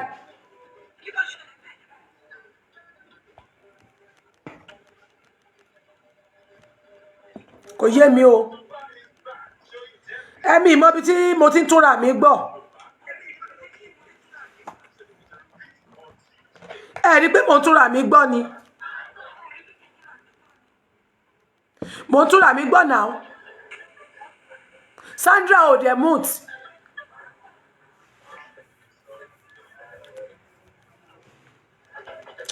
now nígbà tí Susi dé gbà yẹn wọ́n sọ gbogbo nǹkan tó ṣẹlẹ̀ pẹ̀lú Victoria wọ́n wá lọ competition wọ́n fi competition fún Wùmí even mi wá ọ̀rọ̀ yìí ẹnu sísù ló ti máa dùn torí wọ́n sọ ọ̀rọ̀ yìí nínú December yẹn nígbà tán ṣe go for me yẹn lẹ́tà tí àwọn Victoria kọ pẹ̀lú àwọn Susi pẹ̀lú Moses àbí nǹkan kan tán náà kọ lẹ́tà wọ́n máa mú lọ fún latest DPO ní Èkó wọ́n náà máa send ẹ̀ síbẹ̀ gbogbo ọ̀rọ̀ yìí ni wọ́n sọ nínú meeting yẹn jọ náà mo wá gbọ́ pé àwọn Susi sọ fún mi pé àwọn làwọn kọ lẹ́tà yẹn pẹ̀lú àwọn máa send ẹ̀ but Muyiwa ó ti fi lẹ́tà yẹn gbayì ó ti fi ń gbayì ní inú meeting yẹn wípé àwọn làwọn kọ ó dẹ̀ pé Moses náà wà nínú meeting yẹn yes Moses náà wà nínú meeting tasọ̀ Moses wà bẹ́ẹ̀ wọ́n ti fi ń gbayì wípé àwọn máa send ẹ̀ èmi lèmi wọ́n sọ fáwọn Susi pé lẹ́tà tẹ́ sọ fún mi pé ẹ̀yin lẹ́kọ́ wọ́n máa ń sọ báyìí ìjọ ìran bọ́ gbogbo ẹ̀ ní Susi fi wá sórí live show mi ló fi wá ṣàlàyé gbogbo ẹ̀ adẹ̀ pariwo tó Odumosu ò lè ṣiṣẹ́ Muyiwa ó ń dàmbàrú sẹ́yìn ẹni gbẹnusọ ẹni kí n shut up my mouth àwọn màmá crunch queen náà tó jáde lórí go for me wípé Muyiwa ń wọ owó jáde o ẹni kan gbẹnusọ gbogbo yín kan fòyì ìwọ dragi àwọn ẹlẹ́ni sórí pé ègún ti wà lórí àwọn ọmọ tó bí àtiwọ́ sórí pé ó ti forí gbègún èpè tó ṣẹ́ fún gbogbo àwọn wúmà yẹn pẹ̀lú àwọn ọmọ wọn èpè tó ṣẹ́ fún wọn pẹ̀lú àwọn ọmọ wọn kan fúfú lórí òótọ́ tí wá rí pé orí òótọ́ ní àwọn wúmà yẹn wà gbogbo èyí tẹ́ máa ń join panelist tẹ́ ń join panel oní panel tí wọ́n fi ń drag àwọn chairman tí wọ́n ń dragi chairman àti Andy àti crunch queen lórí gold fraud mi yìí ṣé ẹ ti rí pé ẹ̀yin ni ègún yẹn ti wà lórí yín báyìí ṣé ẹ ti rí pé àwọn pípù yìí jàre mi wá àṣẹ gbogbo wọn mọ ohun tí àwọn míì wá ń ṣe wọ́n wá ń tò yín níta pé àwọn ń ṣiṣẹ́ wọ́n wá ń tò yín pé àwọn ń ṣiṣẹ́ wọ́n dẹ̀ mọ̀ pé mi lẹ́nu bíi pọ́pọ́pọ́ kò sí tèmi ò mọ̀ bá wa mọ̀ tún tó bá wá tún wá ta kókó báírò àtìwé ni ó jẹ tí n bá ilé bọ́ sórí Google tí mo gbé astrology book mi sọ́wọ́ tí mo ṣíwé astrology mi tí mo mú báírò àtìwé mo máa wọ́ọ̀kì tẹ̀sẹ̀ ní ìkọ̀kọ̀ máa mọ tẹ̀sẹ̀ níbẹ̀ ìjọ tí mo ti wọ́ọ̀kì yín tí mo rí pé irọ́ ni gbogbo yín ṣe nínú ìpéjọpọ̀ yín gbogbo legal team tí Bukky gbogbo yín ṣe ìjọ yẹn ni mi ti fẹ́ bá Bukky ṣe mọ́ wàá rí pé ẹ pè mí ẹni kí n fún yín ní information mo ní rárá I wish to send you some videos tí mo grab that in Nigeria but mo rí díẹ̀ mo rí pé o ti compromise wípé o wà straightforward torí pé ẹlẹ́nu méjì ni ẹ ìwọ ló máa sọ pàdé gún ìwọ ló máa ládì ògùn gbogbo nǹkan tó sọ níjọ́ tó ń sọ̀rọ̀ sí bàbá Mohbad orí right ẹ ló wà orí ààrẹ ló wà ó fa yóò jayò pa níjọ́ náà ó sọ fún mi bó o jayò pa ó kàn ó bẹ bàbá Mohbad èyí lè tí wọ́n sọ pé ó ti bẹ̀bẹ̀ ó bẹ bàbá Mohbad you know me and you know that ó sọ pé ó kó ọ̀rọ̀ rẹ jẹ bọ̀ torí pé àwọn èèyàn kan ń bínú pé bàbá lè máa ronú ló jẹ́ kó apologize kì í ṣe pé ọ̀rọ̀ tó sọ yẹn ó sì sọ èmi dẹ̀ láìkè bẹ́ẹ̀ torí oṣù tó ń jọ́nà òótọ́ ló sọ sí mi wá ó làwọn lábàrá lórí èmi láìkè ẹ̀ ṣùgbọ́n mo wá rí wípé ókè àtúntì gbọ́ ṣùgbọ́n mo wá rí pé gbòdé stage kan ó fẹ́ rí anybody mọ́ ó fẹ́ máa wà in control of everybody ìjọ́ tó ti bẹ̀rẹ̀ sí ní ṣìṣe ní ọjọ́ tó ti gbéra rẹ̀ ga níwájú Ọlọ́run ló ti gbéra rẹ̀ ga níwájú Ọlọ́run ọmọ òtítọ́ African TV jáde ìwọ ọ̀kẹ́ lọ́wọ́ kọ́ mú African TV tó drag ẹ̀ gbàrà lọ́ọ̀yà tí bàbá Mohbad ló ń gbà náà ẹ̀yìn ilẹ̀ lé lọ kálẹ̀ lé lọ́ọ̀yà tí bàbá Mohbad kọ́kọ́ ń lò tí ò gbowó lọ́wọ́ ẹ̀ mí ìwá òní kẹ́sí òṣì rẹ̀ ẹsẹ̀ dákúdákú ẹsẹ̀ bí ẹsẹ̀ àkèrè ẹsẹ̀ dalérú yẹn kò ní kó wọnú justice for Mohbad kò ní kó wọlé o because 70-30 ìyẹn náà tún sọ pé òun ọ̀rọ̀ rí bẹ́ẹ̀ àwọn westo bí ti láyé wọ́n sọ àlàyé bí African television ṣe pẹ̀lú bàbá gan ló fi kókò lọ African TV kì í ṣe pé African TV gba kókò lọ́wọ́ bàbá jáde ẹgbẹ́ bàbá yìí jáde kó wá máa rojọ́ kókò mi wọ́n gbà kókò mi jẹ wọ́n gbà kókò mi mo lè yóò da ẹlọ́ta ni mí tí mọ̀ràn tèmi bá ti yàtọ̀ sí tiyín ọ̀tá ni mí gbogbo tẹ́ ń sọ lẹ́nìí ni mo ti sọ látẹ̀yìnwá ká nígbà tí mo ń sọ láti February January February March April May June July August September October November ẹ ti rí solution o ṣùgbọ́n illiterate ni wá ẹ wá kóra yín jọpọ̀ torí pé ẹ mọ̀ pé òótọ́ ni èmi ń sọ ẹ mú gbogbo péèjì mi ẹ jẹrun ìjọ́kíjọ́ tí bá ti lè sọ̀rọ̀ nípa Odumosu báyìí ìjọ́kíjọ́ tí bá ti lè sọ̀rọ̀ nípa mí wá báyìí pé mo mà tún ti rí nǹkan ẹ fura o péèjì mi máa wálẹ̀ nítorí ẹ̀ ni péèjì yẹn máa wálẹ̀ ni kí ni mo ṣe fún yín ó wàá mọ̀ pé orí jàjò ògùn lọ èmi àti ẹ ti tẹ̀sẹ̀ bọ́ o gbèsè eléyìí tó ń ṣe lọ́wọ́ ẹ̀ lọ pé àwọn wòlíì rẹ̀ lọ pé àwọn àfáà rẹ̀ ó lè ní ìsinmi gbogbo tó wà nú ẹ̀ sọrí ẹ̀mí tí ó wà tí mo gbé sí lára kan fídíò ní tó fi ń ṣépè fún ọ wàá rí pé èpè yẹn n ló ń já ọ lọ́wọ́ báyìí ọ̀lẹ́ ìṣẹ́ ló máa mú ṣẹ̀ṣẹ̀ ìkẹ́kẹ́ ló máa mú kankan ṣẹlẹ̀ wàá rí wípé ọ̀rọ̀ tó sọ sí mi tí gbogbo ayé dẹ̀ gbọ́ pé ó sọ̀rọ̀ sí mi gbogbo ayé mọ̀ pé ó bú mi tí mi ò dẹ̀ ṣẹ́ ó wọ́ mi ní ìta láìṣẹ́ láìrò mo jáde mo dìbọ́ǹkì àwọn ọ̀rọ̀ ẹ̀ kan fún lórí láyà ó lóun fẹ́ dá sí ọ̀rọ̀ tí ò kàn lápá kan lẹ́sẹ̀ torí pé mo sọpọ́ọ̀tì Karimo wípé kẹ́ ẹ má lè lọ tẹ bá ní Karimo ò ní nǹkan kan lọ́wọ́ ẹ fi lẹ̀ òun ló ní pílàfọ́ọ̀mù ẹ̀ ẹ jẹ́ kó máa sọ̀rọ̀ lọ ẹ jẹ́ kó máa sọ̀rọ̀ lọ ẹ fi lẹ̀ ẹ má dráàgì ẹ̀ mọ́ ìwọ gbèsè jáde ó yẹ máa play gbogbo fídíò rẹ̀ ẹ máa play gbogbo fídíò wá jáde bí olórí burúkú wá máa sọ bí pé wọ́n ló kó àwọn èèyàn jọ wá sẹ́nu bí ẹnu wèrè ó dẹ̀ pé fídíò rẹ̀ a tún máa analyse ẹ̀ lálẹ́ àti analyse tán so ó mọ̀ pé Odumosu anti justice ni nígbà tẹ́mi sọ fún ọ pé Odumosu àti òòṣà nǹkan kan wà láàrin wọn àbí sọ fún wọn fún rẹ̀ búra challenge mi pé mi àti ò sọ̀rọ̀ lórí WhatsApp lórí Odumosu àti òòṣà pé mi ò fún ẹ láwọn evidence lórí Odumosu àti òòṣà wípé nǹkan báyìí jáde pẹ̀lú mi wá ìjọ yẹn la sọ̀rọ̀ pé ṣé mi ìwọ́dẹ̀ jẹ́ family bàbá báyìí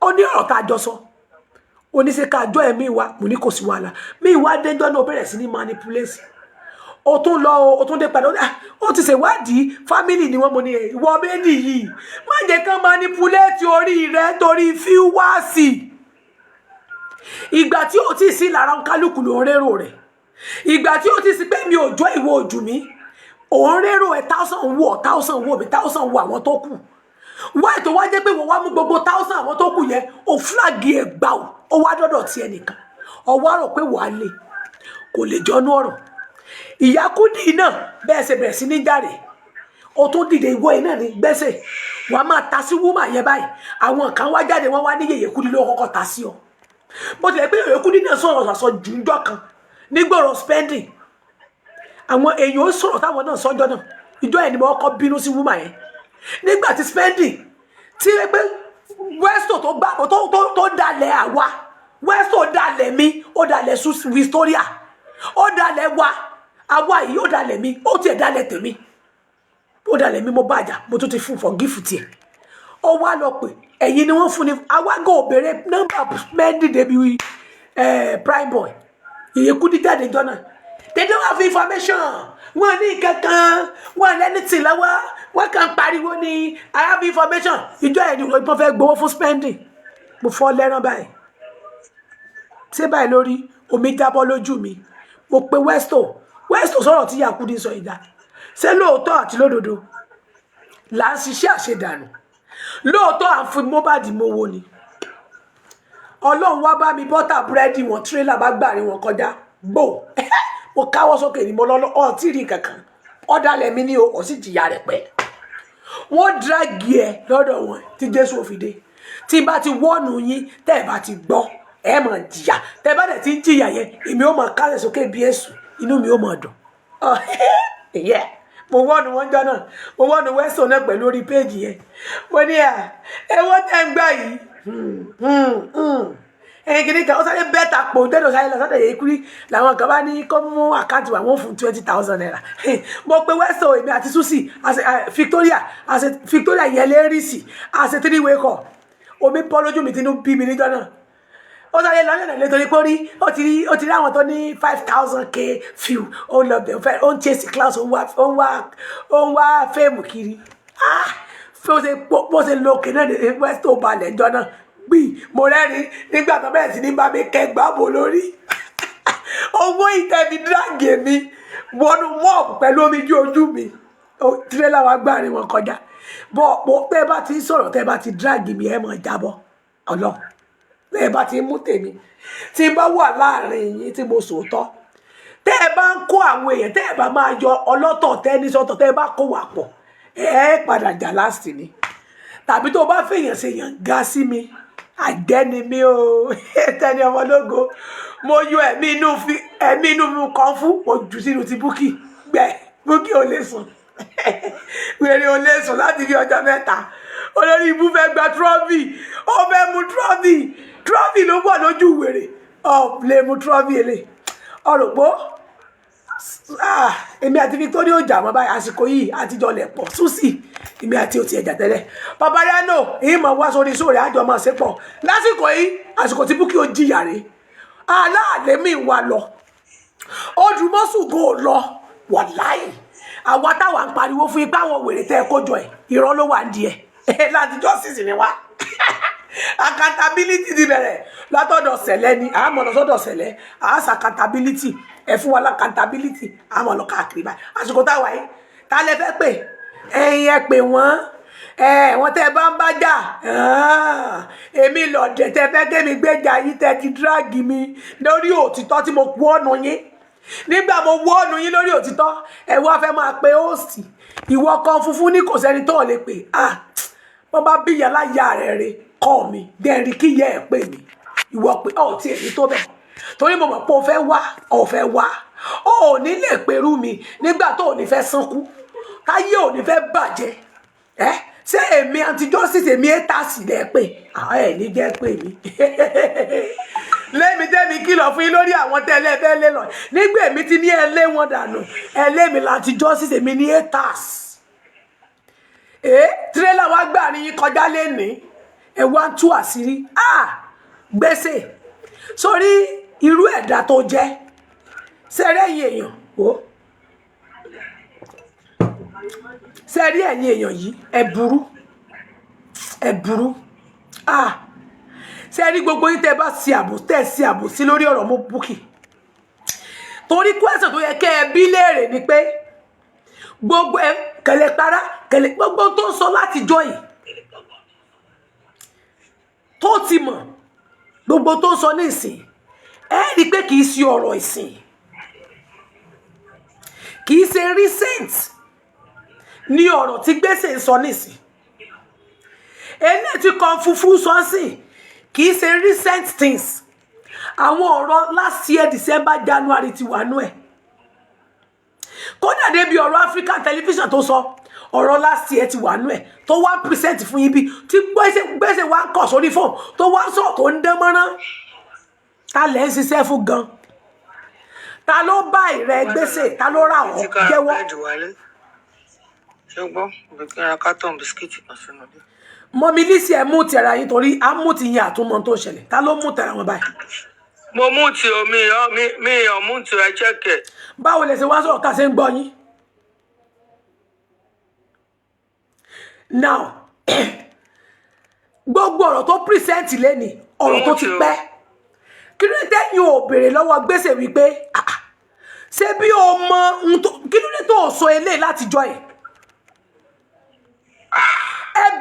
ẹni question rẹ̀ ẹ mọ̀ sí àbòsí ẹ mọ̀ dalẹ̀ ẹni bá dalẹ̀ máa bálẹ̀ lọ ẹ mọ̀ dalẹ̀ o ẹni bá dalẹ̀ á bálẹ̀ lọ o ẹ question ni wọn ẹ bèèrè lọ́wọ́ kan fún ẹ bèèrè lọ́wọ́ gbèsè ẹni sọ̀rọ̀ tó ń sọ lẹ́ni ṣé wọn ò mọ̀ ẹ tún wá gbọ́ nínú statement wọn wípé àwọn kan cover up ni fún orí yín wọ́n wá ń tàn yín níta ẹ wá láwọn ni wọ́n ń ṣiṣẹ́ jù àwọn ni number 1 bàbá Mohbad bọ́ta ó ń pírẹ́sì wọn lórí pé ń bá cover up irọ́ kò sí ọpọ́n tí sọ autopsy ṣe báwọn sọ fún ipò autopsy ti jáde ìbéèrè mi ni o wọ́n ń wú fún yín pé autopsy ti jáde o kóòtù ni ò tí ì ka autopsy àbí kì í ṣe tó sọ fún yín nù ẹ̀yin èèyàn mi wọ́n náà ti ṣe autopsy ṣùgbọ́n kóòtù ni ò tí ì open débi tí wọ́n ka autopsy ẹ dákun ṣé wá gbọ́ lé ní báyìí wípé autopsy wọn tí ì gba rìsọ́ọ̀tì wọ́n láwọn ò tí ì gba rìsọ́ọ̀tì àwọn gbèsè sì ń jáde gbèsè dánu mọ́ gbogbo wọn dánu mọ́ wọn ló ti jáde kóòtù náà dúró dé kẹ́ ẹ tó máa dá owó ẹ tó ń dá owó jọ fún gbùrẹ́ tó bá tún wá dọ̀là tí gbùrẹ́ sínú àwọn bá tún nírọ̀ ní tiẹ̀ gbèsè àtọ́bọ̀ta á ní wọ́n kàn pé òun ní o òun ò mọ̀ ń parẹ́ o ẹ ronú àìsàn ọ̀sán àtòru àwọn èèyàn kí ló dé tó jẹ́ wípé ọ̀rọ̀ ẹnu lẹ máa ń gbọ́ wọ́n ṣe máa manipulate yín ẹ kì í gbọ́ ẹni tó bá ń sòótọ́ ọ̀rọ̀ tó bá sòótọ́ ọ̀rọ̀ tó bá ti dọ́dọ̀ bàbá ẹ ni wọ́n ń dráàgì bàbá àìsòótọ́ ọ̀rọ̀ yín ewu bí tó bá yẹ yín kédélé ni ẹ̀yìn ìka tẹ́ máa ń ga sí ewu bí tó délé ni àwọn tẹ́ ẹ pè ní lẹ́gàtì mú yín tí wọ́n ń sòótọ́ ewu bí tán gbé yín dé a máa gbé yín débẹ̀ gbèsè orí yín gbèsè ti ní kò sí nǹkan kan tó ń ṣe gbèsè ó ní wọn ṣe ń pa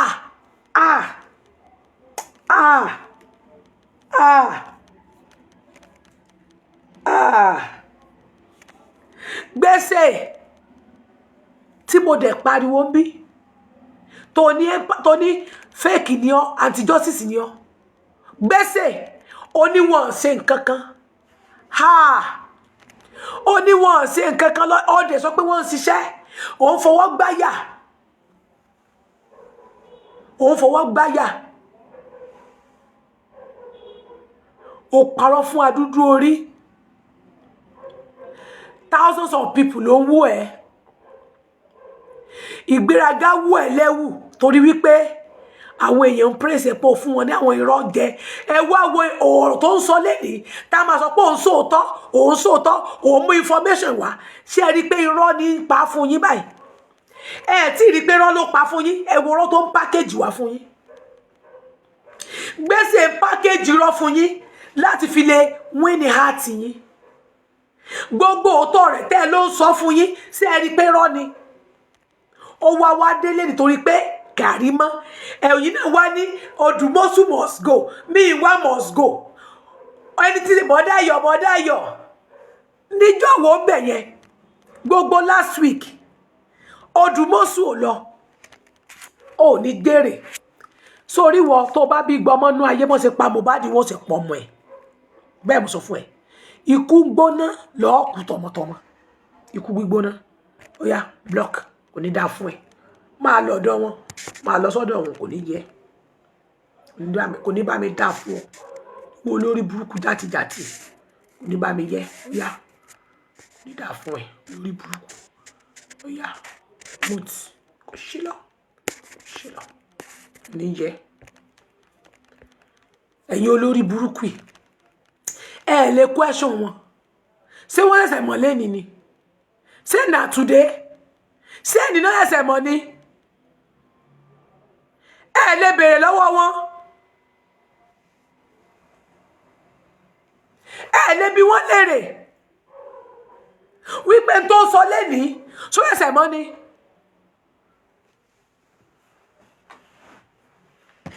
torí pé Karimo pé bàbá torí pé bàbá bá mú Karimo sọ̀rọ̀ privately ó wá pé bàbá lórí fóònù ó ní kí ni bàbá sọ fún kí ni Karimo àti bàbá discuss lẹ́nu ẹ̀ kí ló kún ẹ̀ bẹ́ẹ̀ kí n tiẹ̀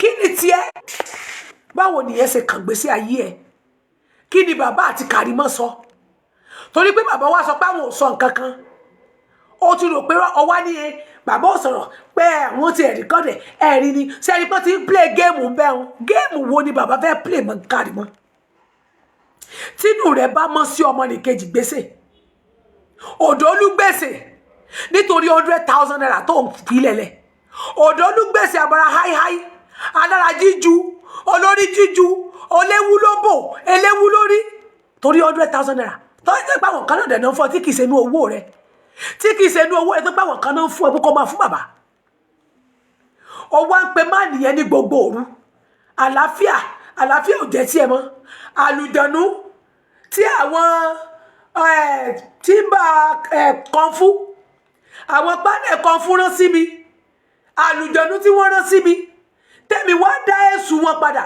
mo fún àlùjànnú wọn lóúnjẹ mo fún lómi mo tún wá fún ní ògógóró wá ń pa mo bá rán padà sọ́dọ̀ kan fún ògógóró wá ń pa kan fún yáì kan fún gbé ṣe pé kan fún mu ọ wèrè jẹrẹ rè ẹ̀rín mi dà torí mo fi ọ̀rẹ́ rẹ̀ báyìí àsìkò ẹ̀rín mo ti dé torí olórí burúkú rẹ̀ ti jẹ́ kó mi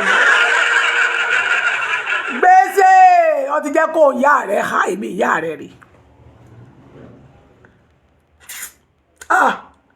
àwọn èèyàn máa wà gọlíbù o torí pé ó pèsè orí só inú yín wá dùn gbèsè níṣẹ́ àbọ̀ ayé yín fẹ́ dojúrú ni ṣe bí léèrè pé kí ló dé tí ó ṣe yẹn láti bí oṣù kan sẹ́yìn kí ló dé tí ó ṣe yẹn láti bí ọ̀sẹ̀ méjì sẹ́yìn ó ṣe wá jẹ́ pé torí wípé ìjà ṣẹlẹ̀ láàrin wọn lénìí torí pé Karimo pé bàbá ó wá béèrè information yẹn lọ́wọ́ bàbá dandandandan pé kí bàbá sọ nǹkan tí Karimo bá bàbá sọ tí bàbá wá lówó ní nǹkan kan ń lọ sí bọ́ta tó ṣe ń dà yìí tó fi l'Odumosu máa lọ ẹ wá ro common sense yẹn wípé ìtorí ẹ̀ ni ló fi l'Odumosu máa lọ torí pé wọn ò sọ nǹkan tí Karimo sọ fún bàbá bàbá dẹ̀ ní Karimo ò sọ nǹkan kan fún òun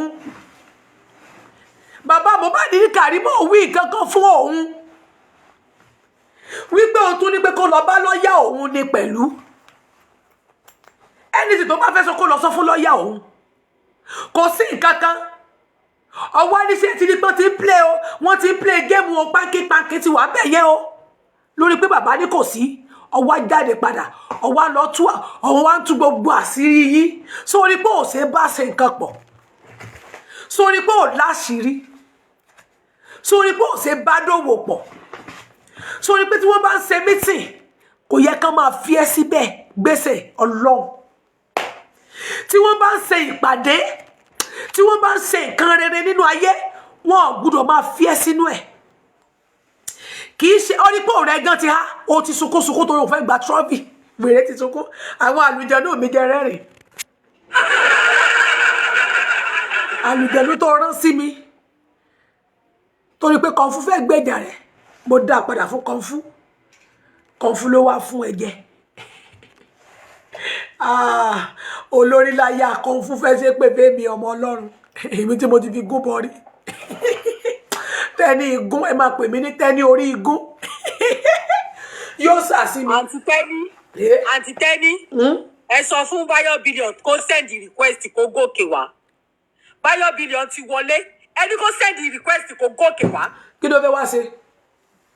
ẹ ló káyé rẹ̀ ò bá fẹ́ bàjẹ́ tí ò fẹ́ fi gbogbo ọwọ́ ẹ̀ gbé gbogbo ọmọ tó sí. ẹ má ṣe pé fún kó gòkè wá.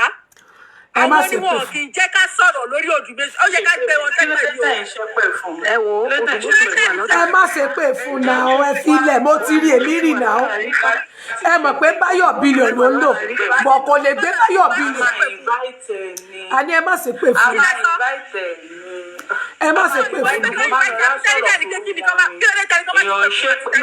ẹ má ṣe pé kí lẹ fẹ́ ṣe pé. a ní ẹ má ṣe pé fún náà. Madam Tẹ́ni, Odumosu ti wà ní Odumosu ti wà lọ́dọ̀ Àrífá Odumosu ti wà lọ́dọ̀ Àrífá ta lè tún Àrífá. ó yá tó bá so ní tó fẹ́ fi pílẹ̀ rẹ̀ bẹ́ẹ̀ o. èmi tí mo lo fún nǹkan. ìbọn jẹ́ kí n wá wọn lọ. ìbọn fóònù mi dà bọ́ màá stream ẹ̀ sìn. kí ni Odumosu fẹ́ sọ ọ̀rọ̀ wo náà ló fẹ́ sọ eléré burúkú olè ọ̀fun. Please, we need to be fair. Barrister Odumosu is here. Please send in the request back so you can introduce yourself, then we get started. Please send in the request back so that we will get started.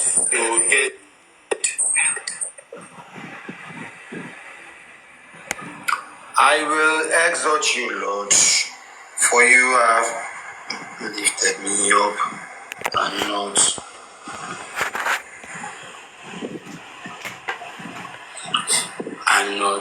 let my foes to rejoice over me. Please, you're coming up. Arifa, please check your network. Maybe it's your network that is dropping people. Check it, please. So we can start.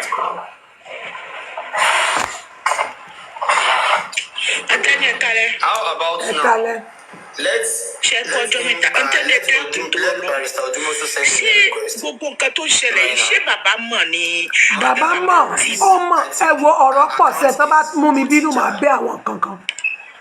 Yeah, our account is good. tó bá mú mi bínú àwọn òbí tẹ sẹ́ǹdì àwọn owó mi sí màá bẹ́ ẹ ta. ṣé àwọn pípọ̀ yìí báyìí ṣé wọ́n fẹ́ fi wá ṣe sàrà ní àbíbáwò gbogbo ìjà táwa wá ń jà látijọ́ èyí kí là ń jà sí láti ogún káàbọ̀. ṣebí bàtà ń pariwo ṣe mọ́ láti justice ni wá ṣebí gbogbo yín lẹ̀ láti justice ni wá. Bukky tó jáde yìí lónìí ó mọ ìlọ. ṣé Bukky ṣẹ̀ṣẹ̀ mọ̀ ni ó yẹ ẹ dákẹ́ ẹ jẹ́ ká gbọ́ ẹ jẹ́ ká gbọ́. I don't want her to come up now. You should know why. I don't want her to come up now. You should know let us stay at the comment section. When it's time, I will definitely bring her up. But I don't want her to come up now. Not because of anything, no. I'm not being selective. Even person will cause me yesterday. Even person will cause me yesterday go come my platform, go come up today. There's no time for but the reason why I said I don't want her to come up now is that come up now. Like she will interject. Now. I don't want any form of interjection yet. Alright. Good morning, good evening, everybody all around the world. This is your boy Arifa. Àbí panel wọ́n ti pé ẹ jẹ́ ká gbọ́ ẹ double tap. Right from 2 a.m. when Bukky just started our program. Now we've been on this whole matter and we are trying as much as possible to make sure the issue. Ẹni tó kàn fún owó ló ń wá ká. You understand? So gbogbo ilé content ni ó lé ní. Whichever way it is. You can only be blocked only if you insult or you call your con they curse people. That is when they are going to block or mute you. But in as much you comply with the rules and regulations, we are good to go. You understand? We are good to go.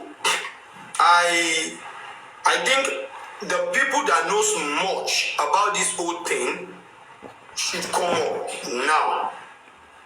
The likes of Lagata should come up now. Thank God. Okay, when the conflict let's get please. Space for now. Please. Arifa. Please,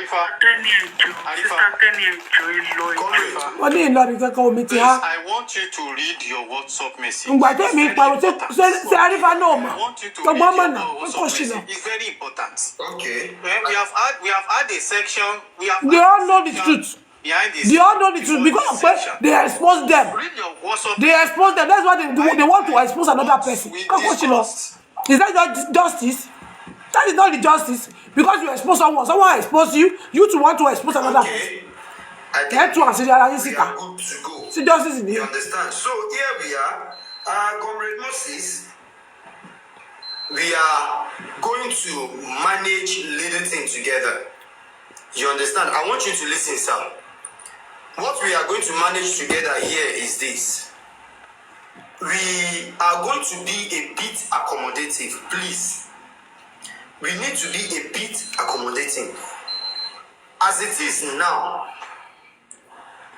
don't let us dwell in any kind of. I can't do one with mommy. Maybe that.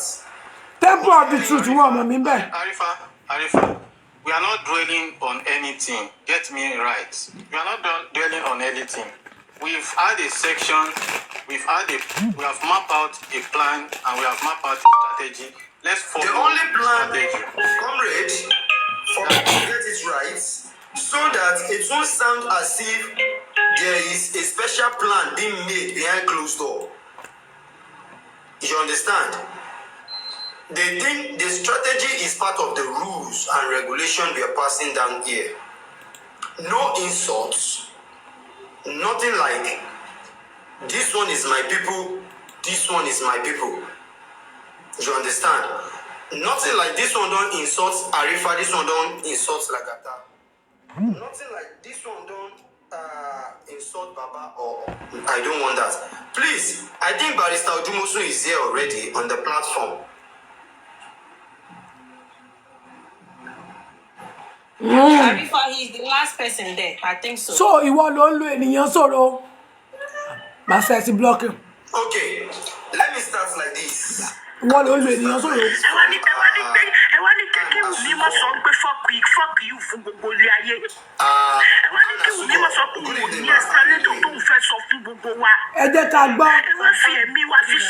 Let's listen.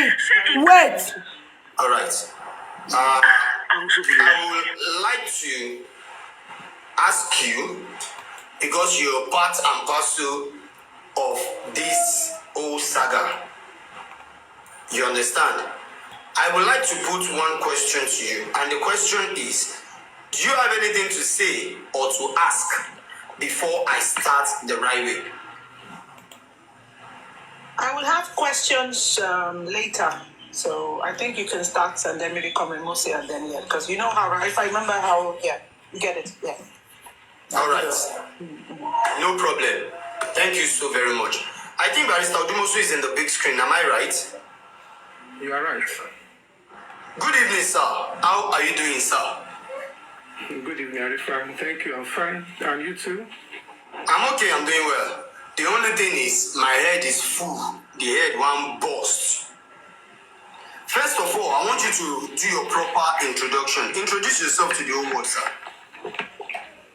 Okay. I'm Daru. I'm a barrister. I'm a solicitor of the Supreme Court of Nigeria. And I'm also a lecturer of law. Yeah, lecturer. I teach people law. And I'm an author. I've written law books and contributed to journals and some other things like that.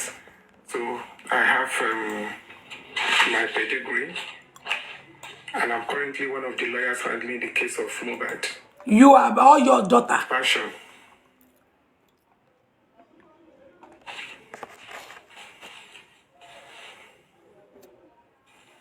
I think you are muted. Arifa, you are muted. Arifa, you are muted. I beg, make a commode this mute button here. My hand a quick presser. Thank you so very much, sir, for that proper introduction, or I should call it a short introduction. And I know me so well, so even serious matter, me I like to dey laugh. So now go hear me as, and I will just take me as I am. Barrister Odumosu, there are many things going on now for like 3 to 4 days now. For like 3 to 4 days now. Many things has been going on, and everybody is demanding answers from here and there. First of all, let me ask you this, sir. Are you aware of everything going on concerning your name for the few days now? Of course, I'm aware. And that is the reason I'm here now. All right, sir. Briefly, before I will allow you to go deep into anything, briefly, all these things going on, I just want the answer to be yes or no, sir. So I will now allow you to go into the matter.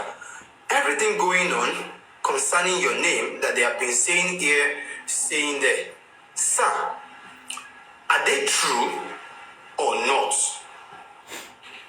They are not true, and they are lies from the pit of hell. All right. Thank you so very much, sir. That answer is going to demand lots of explanation. Let me start like this, sir. Are you aware of what a blogger named Bukky has been saying concerning you, concerning money, concerning the legal fee? And we are aware what we had when you are being called, in this case is you're working pro bono, and there's a particular invoice, or okay, let me say invoice / receipt that has been flying around since morning. Are you there, sir?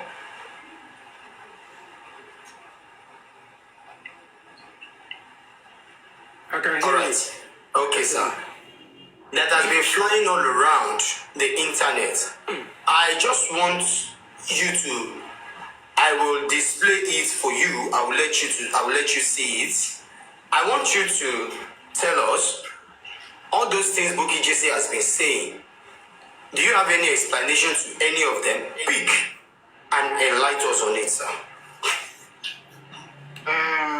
Mr. Arifa, thank you very much for the short introduction that you have just done. And I must commend your effort for your boldness and for your kindness and selfless service to the cause of justice for Mohbad.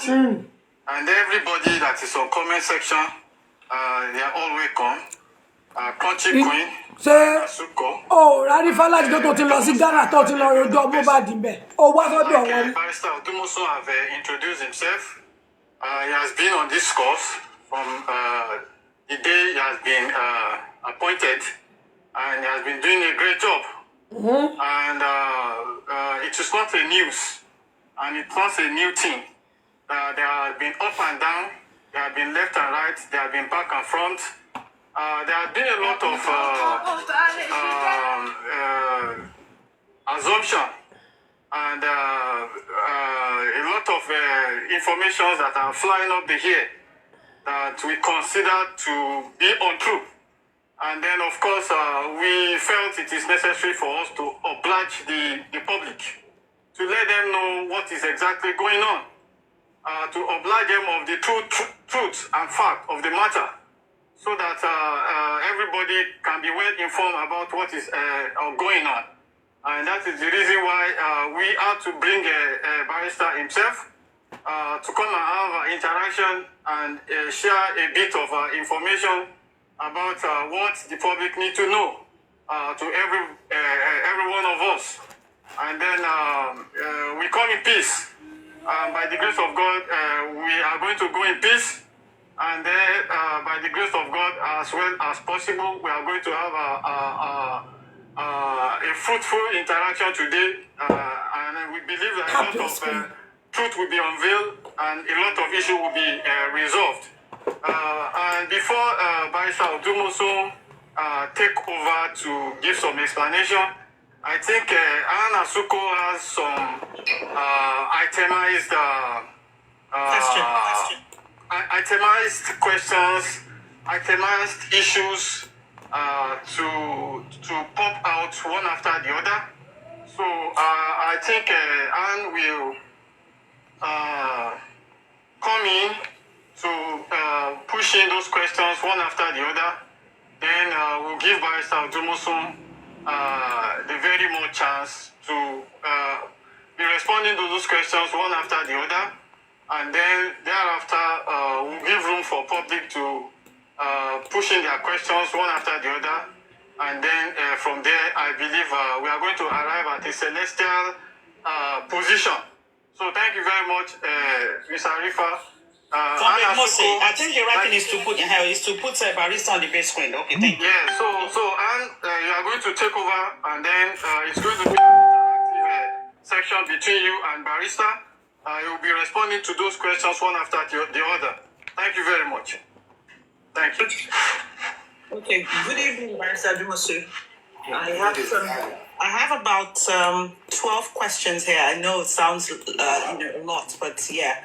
I think just to give a comprehensive view so that there'll be nobody that will say they haven't heard properly. And also, please, if I've asked a question, you don't understand it, I don't mind repeating the question again, just so you answer to the best of your ability. I would appreciate I think we can put a time on each question, maybe 3 minutes each. And if there are more questions, you can, expand on, let's say, 5 minutes. Is that good, sir? Does that work? That's okay. Okay, sir. Right. Okay, my first question, I'll repeat the question twice. So for people who are listening. So my first question to you, sir, is how did you start the coroner inquest case for Mohbad? How did you start the coroner case for Mr. Mohbad? Thank you. Thank you so much, Anne. First of all, let me greet everybody. Good evening, good morning, good afternoon, wherever we are. I want to appreciate everybody, most particularly those who have been calling me, talking and encouraging us for what we have been doing for justice for Mohbad. So I want to thank everybody. I want to appreciate you. Let me say that we were driving home. I think we went for an outing, and I got a call. And the call told me that Baba Loba and Mr. Muyiwa were online, and they would like to have a chat with me.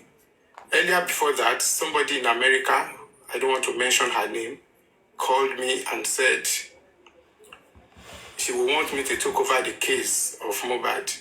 I said I was not interested. That even though I sympathize with the family, I sympathize with the late Mohbad, but the case would be as controversial as anything, and I wouldn't want to engage in it for now. So online, you want to search woman it left online. me, and I went my way. Then sometimes later, she called me again and said, please, Barrister, we want you to take over this matter. We know you can do it. We've had so much. I said, okay, let me think about it. Then my partner said, don't worry, you can take it. So I said, okay, let me pray about it. So eventually, I took it. And upon taking it, I told them that I hope you are aware that I'm abroad. They said yes, but we were told that notwithstanding that, you can do it. I said, okay, once you have that faith and belief, I too, I believe in you, and I know I can move mountains if I come into it. And we accepted the brief, and I sent my lawyers who are in Lagos to go to court and see what was happening. They said the matter has been adjourned and there was no date for it to come up. I said, wow. So I asked them to do a letter, and they did a letter to the court telling the court that we want the coroner inquest to resume, and that we have witnesses to call. So we did that, and when we were calling those witnesses, we were giving just the list of maybe 4 people. And okay, we said we will work with that. And the magistrate subsequently gave us a date. And that was the first time the matter came up again after it has been adjourned sine die. Now, after we did that, I think it was a month or 2 after that we were told that there are some other witnesses in that house that we could call. And the moment we were told, we went to work. And we did an application, and we brought in those other witnesses. And those other witnesses, we had to advertise their names. And what I'm telling you now, if you go to that court to confirm, you will see that the application was signed by one of my lawyers. So although I've heard so many stories that Bukky just said it wasn't us who did it, but I'm not bothered because the facts speak for themselves. When you get to the court, you'll see it. So, and when they came, I told them, when Baba Mohbad spoke with me, and I saw the pain in his voice, I felt for him, and I said, okay, you know what? This matter, I'm going to do it for you without a charge. I'm not going to charge you for professional fees. I won't charge you. What I will do is that I will ask my lawyers to go to court for you, but I will strictly supervise them and ensure that what they're supposed to do, they do it. And my lawyers are not small lawyers. The list of them has 8 years at the bar. It's 9 years at the bar now. And the other one is about 12 or 13 years at the bar. Their colleagues are magistrates and judges in Nigeria. So when I hear people saying you push small people into the game, I laugh, because it is not by Gidigba Oshilekun, it is not by stature or by whatever that you know somebody who is intelligent and somebody who is Akoniniwaju Adajo. It is not by Gidigba. When I was in Chief Gani's chambers, I was just barely 2 weeks at the bar when I was sent to Calabar. And it was Chief Basi Ekubasi, who was a politician then, that Donald Duke put into custody on allegation that he was the one who murdered somebody that was dumped at the back of his house. I was there. I defended the old man. And today it is history, and it was reported in almost all the papers. I was just 2 years at the bar.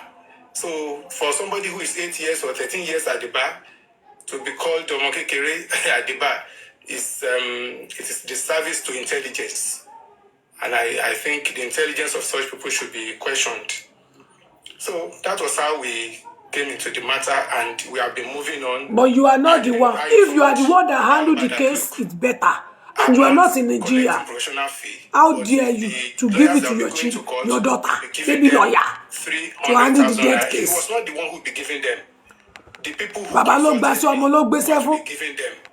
But at a point in time, double tap your screen. Somebody who happens to be among Babalo back then started some hanky-panky, and those people, they resiled from their agreement to pay the money. So eventually, Mr. Muyiwa Babaloba said, look, lawyer, let's be giving your lawyers 150.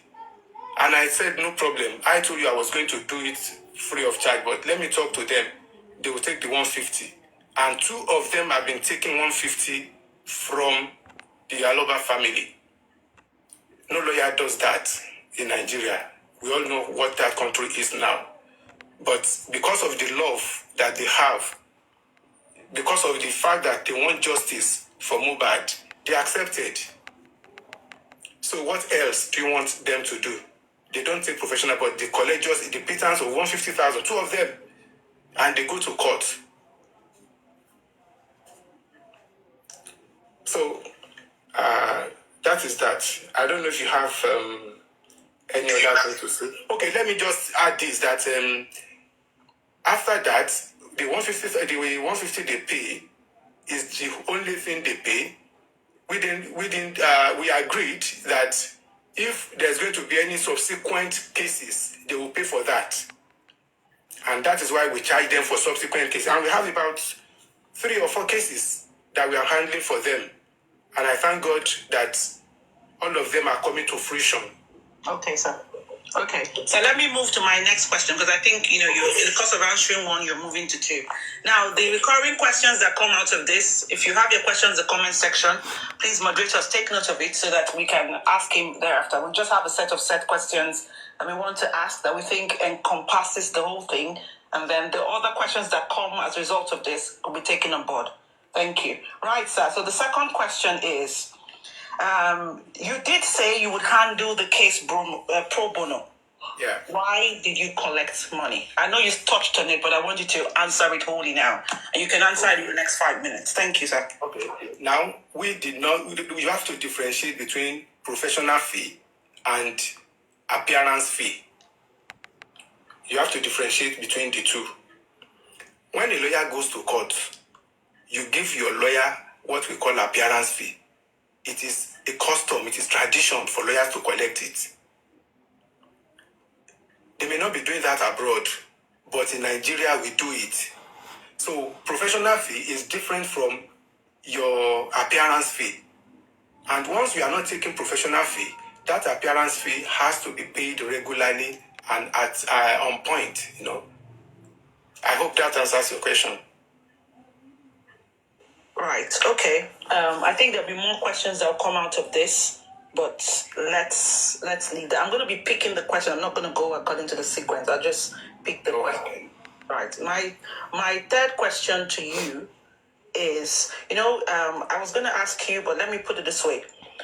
When you came on this case, can you tell us again your areas, or if you want to say the brief you got, what areas you cover? Can you focus on that?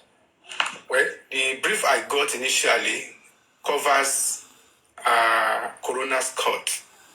But at a point in time, they brought in another lawyer.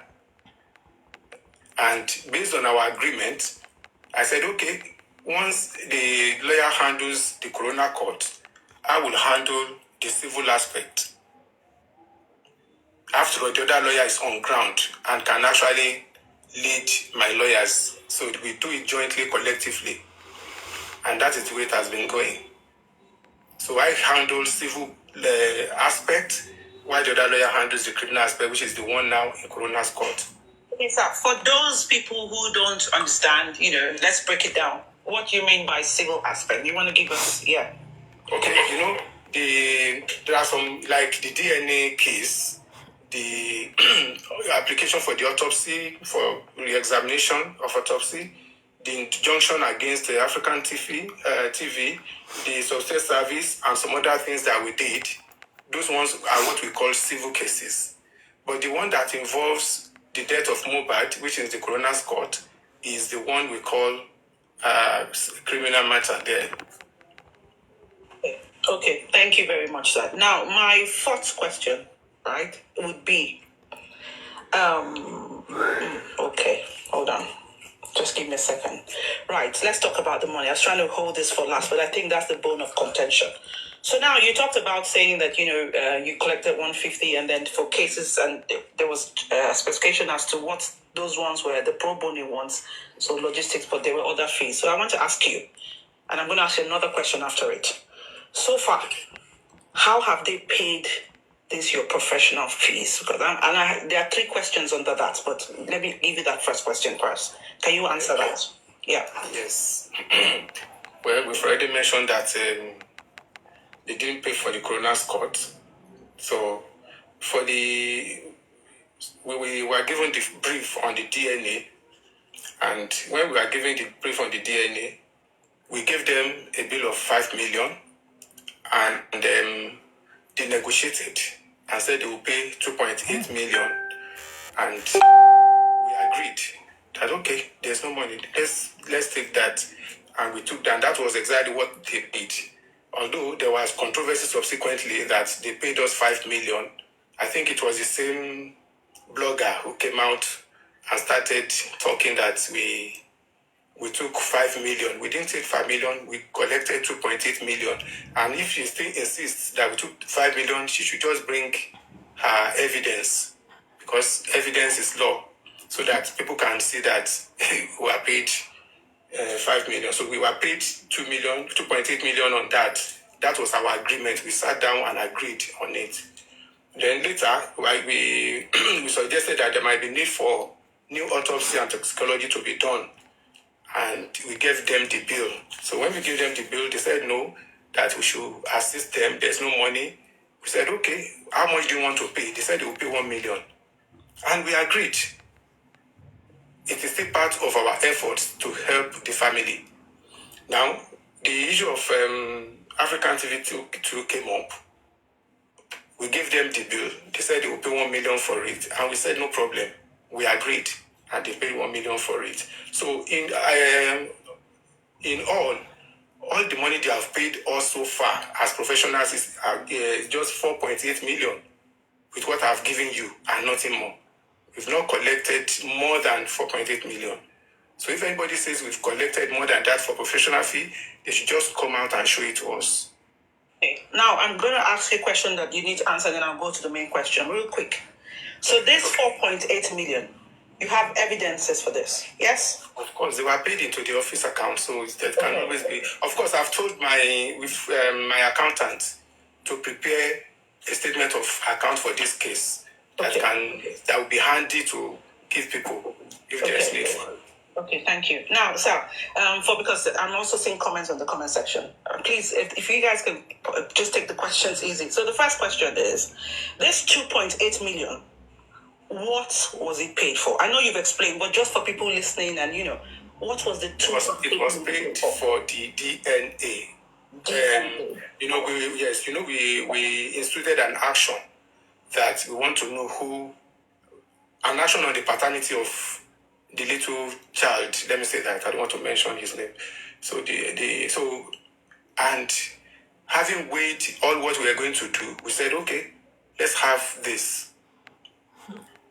And we agreed on it and it was paid. Okay, that's fine. Now, the other money you pay, you said, you meant 2.8 and the other amount. What was that one for? Just for people, just for clarity's sake. For autopsy and toxicology, we went to court to seek for court order so that we can have the toxicology and the new autopsy and toxicology. So we charged 1 million for that. Though it was more than that, but they negotiated. We sat down and negotiated that. We said, okay, if you still want to help us, no problem. And that was what we did. Then, what other one? African TV, same thing. We negotiated and we discussed it, and they said, okay, we'll give you 1 million if you can just do that. And that was exactly what he did, and we got an injunction for them. Okay. Right, so there's this controversy, that is really strong. The blogger posted a fee. Is that a fee note or is that an invoice or what? But I'm sure you have the legal term for it. And it had 5 million. Please, can you explain to the whole world listening what's that? I'm surprised to see that she was banding that fee note all about. You know, the plan was that we were going to have data forensics. So the family said, what will this cost us? And we looked at it, that look, this matter, we have to take it to the federal court. And we need to do a lot of work on it. So we give them the bill, a fee note. We give them a fee note. And when you give somebody a fee note, it means that the person can negotiate it. So we pushed it to them, thinking that they will come back to come and negotiate and say, okay, this is what we are going to pay, this and that. So I'm surprised that that could now become an issue. They didn't pay that money to us because we didn't do any data forensics eventually. We didn't do it. So don't think that money was not paid. But I'm surprised when the blogger was saying it was paid, this and that. It was fee note, was just an ongoing discussion, and so it came about. It was an ongoing discussion, So the task has not been carried out, nothing of that sort. It has not even been assigned to us. Okay, thank you. We mentioned it, we want to do this, and we said, okay, this is what we have to do. We have to go to court against this one and get an order so that we can do things legally. Not that you will just you will go by you will go just like that and do something illegal that will not be useful in court. For such forensic data to be useful in court, you have to go through the court. And it's only the court that can, give you the order. So, and once you get the order, once the other party sees it, the party you are suing, then they can, they will release the data that you are requesting for. They will release it to you. And that is the way it should be. Okay, so thank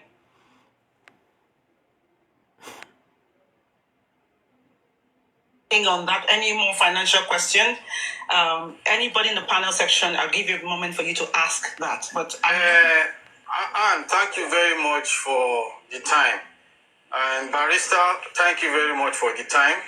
The aspect of this particular either invoice, either notes, there is a need for you to lay more emphasis and explain better, because it has caused a lot of problem in the air. And I want you to come again and explain to the whole world that particular performer that was demonstrated on the internet was not money paid to your firm. Please, I beg you, if you can explain again. Thank you. Yes, what I said was that was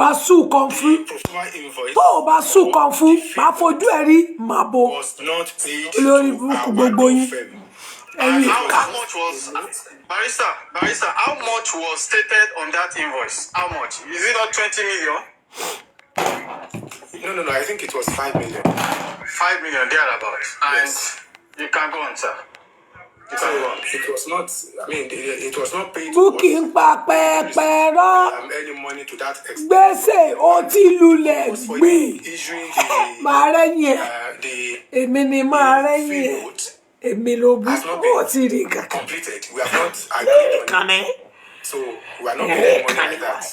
So if anybody claims that he has paid or she has paid, let the person come forward and show the statement of account where it was transferred to. Monies are always transferred to our law firm. So, all right, Barrister. Sorry for cutting it in, sir. Odumosu go nowhere. Muyiwa must stay. Torí bàtà wí ẹni rọrí báyìí. Ẹjọ́ sí kò. Nígbà tẹ́ ẹ ti parí kéèsì. Your firm, ever since you've been a part of Justice for Mobile, is running to about 15 million to 20 million naira. So I want to tell the whole world now that how much. Bossman, can you give me a moment? Bossman, sorry, Barrister Iso. Let's clarify something, please. All these blogger, they're not getting name. Mention the name now. Well, yeah. Mention the name for God's sake. And too, we say one blogger in UK.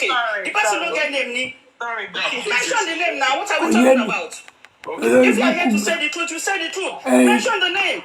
Let's know who we are talking about. There are so many bloggers. Bossman, rephrase your question. Okay, let me rephrase the name there. Sir, I don't suppose you want blogger. Bukky that came out and started perpetrating lies on social media without confirmation of doing our own proper investigation. Now they mention name now. So what's happened? The name of the blogger is Bukky JC. And he came out with a publication saying that Odumosu, the total money that Odumosu has been the money paid to Odumosu's law firm is running to about 15 to 20 million. And you are here now today. I want you to tell the whole world that what Bukky said display right there is complete. That is not true. Yeah. And I want you to use your mouth to tell the whole world how much money in total that was actually paid into your law firm, sir. Bossman. Àwa la rẹ̀ yín gbèsè. The man that will claim. Gbèsè tí ó mọ̀rọ̀ sọ akọ ẹlẹ́kọ̀ọ́. Ọlọ́jàre mọ̀mí crunch queen fún jẹ́ o. Money that we have collected so far as professional. Woman yes, mọ̀ pé woman yẹn sọ̀rọ̀. A máa analyse ẹ̀ tó bá yá. Wọ́n fẹ́ kú gbèsè. Ìwọ lọ. That Bukky JC has been wondering that we were paid 20,000 or 20 something million naira. There's no truth in what she has said. There's no iota of truth in it at all. We were never paid as such. If she insists, let her come out with her receipts and the account it was paid into. And on that note too, I will be urging the public to insist that where the money she is claiming was paid to, network was paid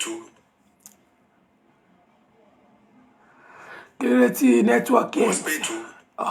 Ó ti gan pa. Ṣé gbọ́ Ọlọ́run ò gbowó. Mọ̀mí láì tọ́ pé mi lálẹ́ pẹ̀lú màmá kan l'Amẹ́ríkà. Wọ́n ní rọ́ọ̀dì Bukky ń pa pẹ̀lú owó tó gbé jáde yẹn. Wọ́n lówó tó gbé jáde yẹn pé rọ́ ló ń pa. Wípé wọn ti sanwó yẹn. Wọ́n ní rìsíìtì yẹn yá ẹ wá láwọn máa pè àwọn náà pè mí lálẹ́.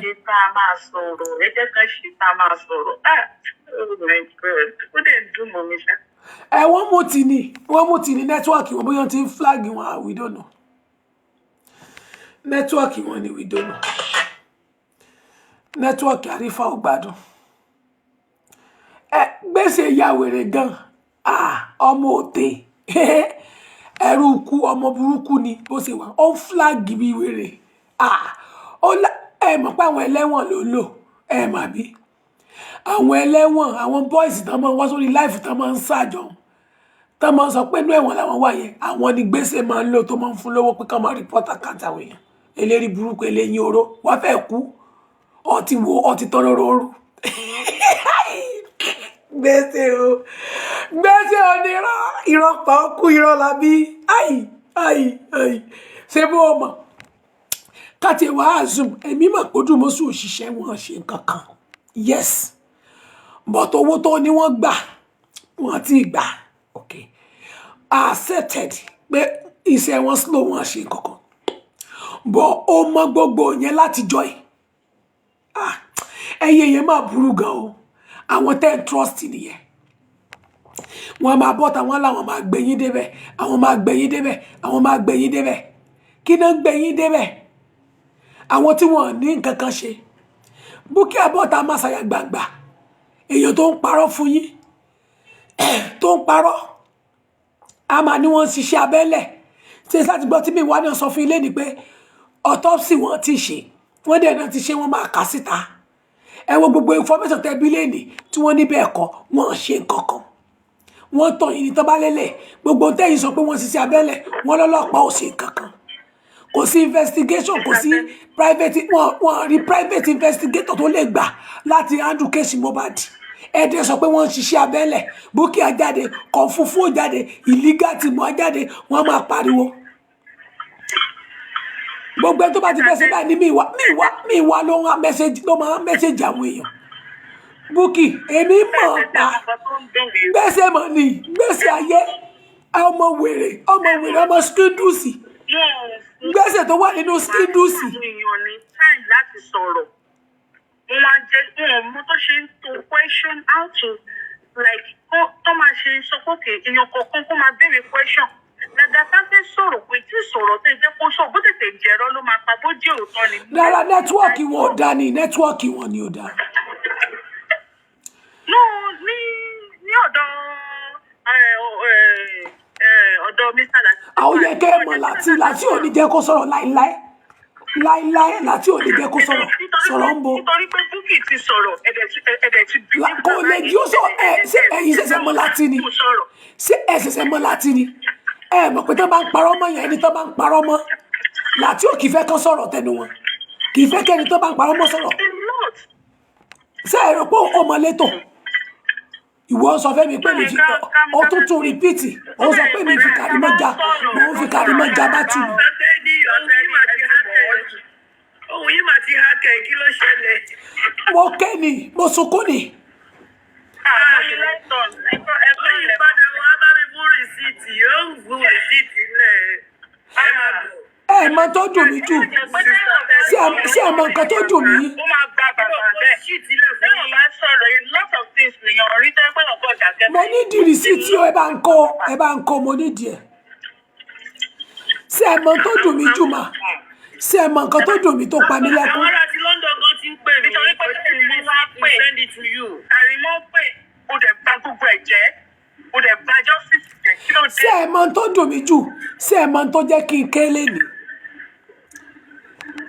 nígbà tí mo rí àwọn èèyàn tí wọ́n tó sọ̀pọ̀tì gbèsè mo rí Latisne tó sọ̀pọ̀tì gbèsè ó sì lè pẹ́ àwọn gòfẹ́ kárí mọ́ sí ẹ mọ tó dùn mí jù gbogbo ọ̀sìn Bukky sọ lẹ́ni ó wá mú ọ̀rọ̀ gbogbo àtẹ̀yìn wá ó wá ń pọn bíi pé rísẹ́ǹtì ni gbogbo tí Bukky mọ̀ tó mọ̀ wípé àwọn pípù yóò ṣiṣẹ́ wọ́n kàn ń gbowó ni gbogbo kọ́nà tí wọ́n bèèrè lọ́wọ́ mi wá mo wá gbọ́ statement kan lẹ́nu gbèsè pé àwọn mọ̀ pé wọ́n ṣe kankan àwọn kan ń cover up wọn ni torí pé táwọn bá láìkè èèyàn wọn kì í fẹ́ challenge èèyàn kọ̀ọ̀fù náà tó sọ bẹ́ẹ̀ kọ̀ọ̀fù ní gbogbo ẹ̀ lání o gbogbo ẹ̀ ni mo rìkọ́ọ̀dù o pátápátá ni mo rìkọ́ọ̀dù o. Muyiwa tó ń béèrè question kan lọ́wọ́ ẹ̀ wọ́n ní Mr. Muyiwa ẹjọ́ yín mélòó lẹ́ ń sáìn sí GoFundMe ó lóun nìkan ẹjọ́ yín mélòó lẹ́ ń access sí GoFundMe ó lóun nìkan òṣèlú tó kílẹ̀ mi o mi mọ̀ kankan pẹ́ o. ó ti pẹ́ it's been long tèmi ti wù wá justice ó ti pẹ́ gan because ọ̀rọ̀ wọn ṣe múra sí Mohbad gan. ẹ mọ̀ pé gbèsè máa ń wá kílíṣì. ọ̀rọ̀ dá lẹ́nu dádì Mohbad ju Muyiwa tó lọ fi ṣe kinní yẹn lọ ọ̀rọ̀ dá lẹ́nu dádì Mohbad gan gidi ju Mr. Muyiwa yẹn lọ wọ́n bí ẹ léèrè ọ̀rọ̀ wàá máa sọ story wàá máa ṣe wàá máa ṣe thank you how many times you want to say thank you. Muyiwa ò ṣe fún mi. Nǹkan báyìí cannot answer a straight question. Sista Tẹ́ni dẹ̀ ròyìn ẹ̀ lọ́jọ́ ẹ̀ ọdún wọn máa mú sórí yìí ni wọ́n máa ṣe músẹ́músẹ́ ni. Muyiwa ìdí tèmi ò ṣe gbé kọ́ọ̀lù ẹ̀ nìyẹn mi ìgbé kọ́ mo ti pẹ́ wo ti bábá yẹn rìn láàrin ọ̀sẹ̀ kan láàrin a week wọlé màmá yẹn Mr. Muyiwa ó mọ bó ṣe manipulate èèyàn láyé tó bá pè mí báyìí máa ní ẹ fi fọ́ọ̀sì lẹ̀ mi ìgbé kọ́ mọ́ ni ó ti fẹ́ da orí mi rú. Even right from times me want to sọ pé Mr. Muyiwa kì í ṣe family aloba. It's just that we don't, even if we list itself, some people that love to be at the back of people that is lying, they will not believe. Because if you know they have said it, and even me myself, I've been studying them that it's like, even I was doubting Baba even need justice. Because if you are giving someone power of Anthony and he does not do it the way you want, and people continue to complain and talking about him, you're supposed to withdraw the power of Anthony and give it to another person, or you do it by yourself, so that you'll be able to achieve what you want. All right. Ṣé kìí sọ̀rọ̀ wọn ló ṣé kìí sí ọ̀rọ̀ wọn ló mú yín yàgbẹ́ báyìí?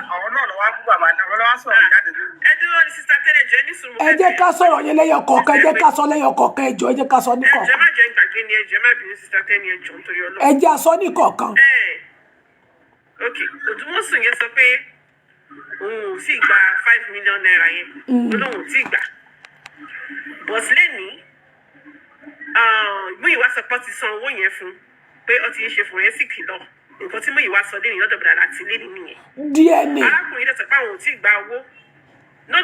Forensic ni Muyiwa sọ pé 5 million yẹn jẹ́. Ó ní forensic ni nǹkan tó sọ lọ́dọ̀ bọ̀dà láti. Ó dẹ̀ láwọn ti san owó yẹn fún pé ó ti ń báṣẹ́ lọ. Now, nǹkan tí mo gbọ́ tó dùn tó sọ sínsìn, ó láwọn ò ṣe forensic rárá, báwọn ò ṣe. Ṣé kí n sọ̀rọ̀ fún yín? Ṣé kí n sọ̀rọ̀ fún yín? Ṣé bẹ́ẹ̀ gbọ́ mi? Wọ́n sanwó forensic. No. Ìkan tó ń mì ní pé owó toxicology àti owó toxicology lọ́wọ́ ti sọ. No. Kò ń ṣòwò kiri yẹn. Ẹ jẹ́ ká sọ̀rọ̀ èèyàn kọ̀ọ̀kan. Ẹ jẹ́ kí n sọ. Forensic yẹn ló pè ní 5 million. Thank you. Because wọ́n kọ́lẹ̀ náà sọ̀rọ̀ nípa water psychology. Wọ́n náà ti ṣe psychology and autopsy.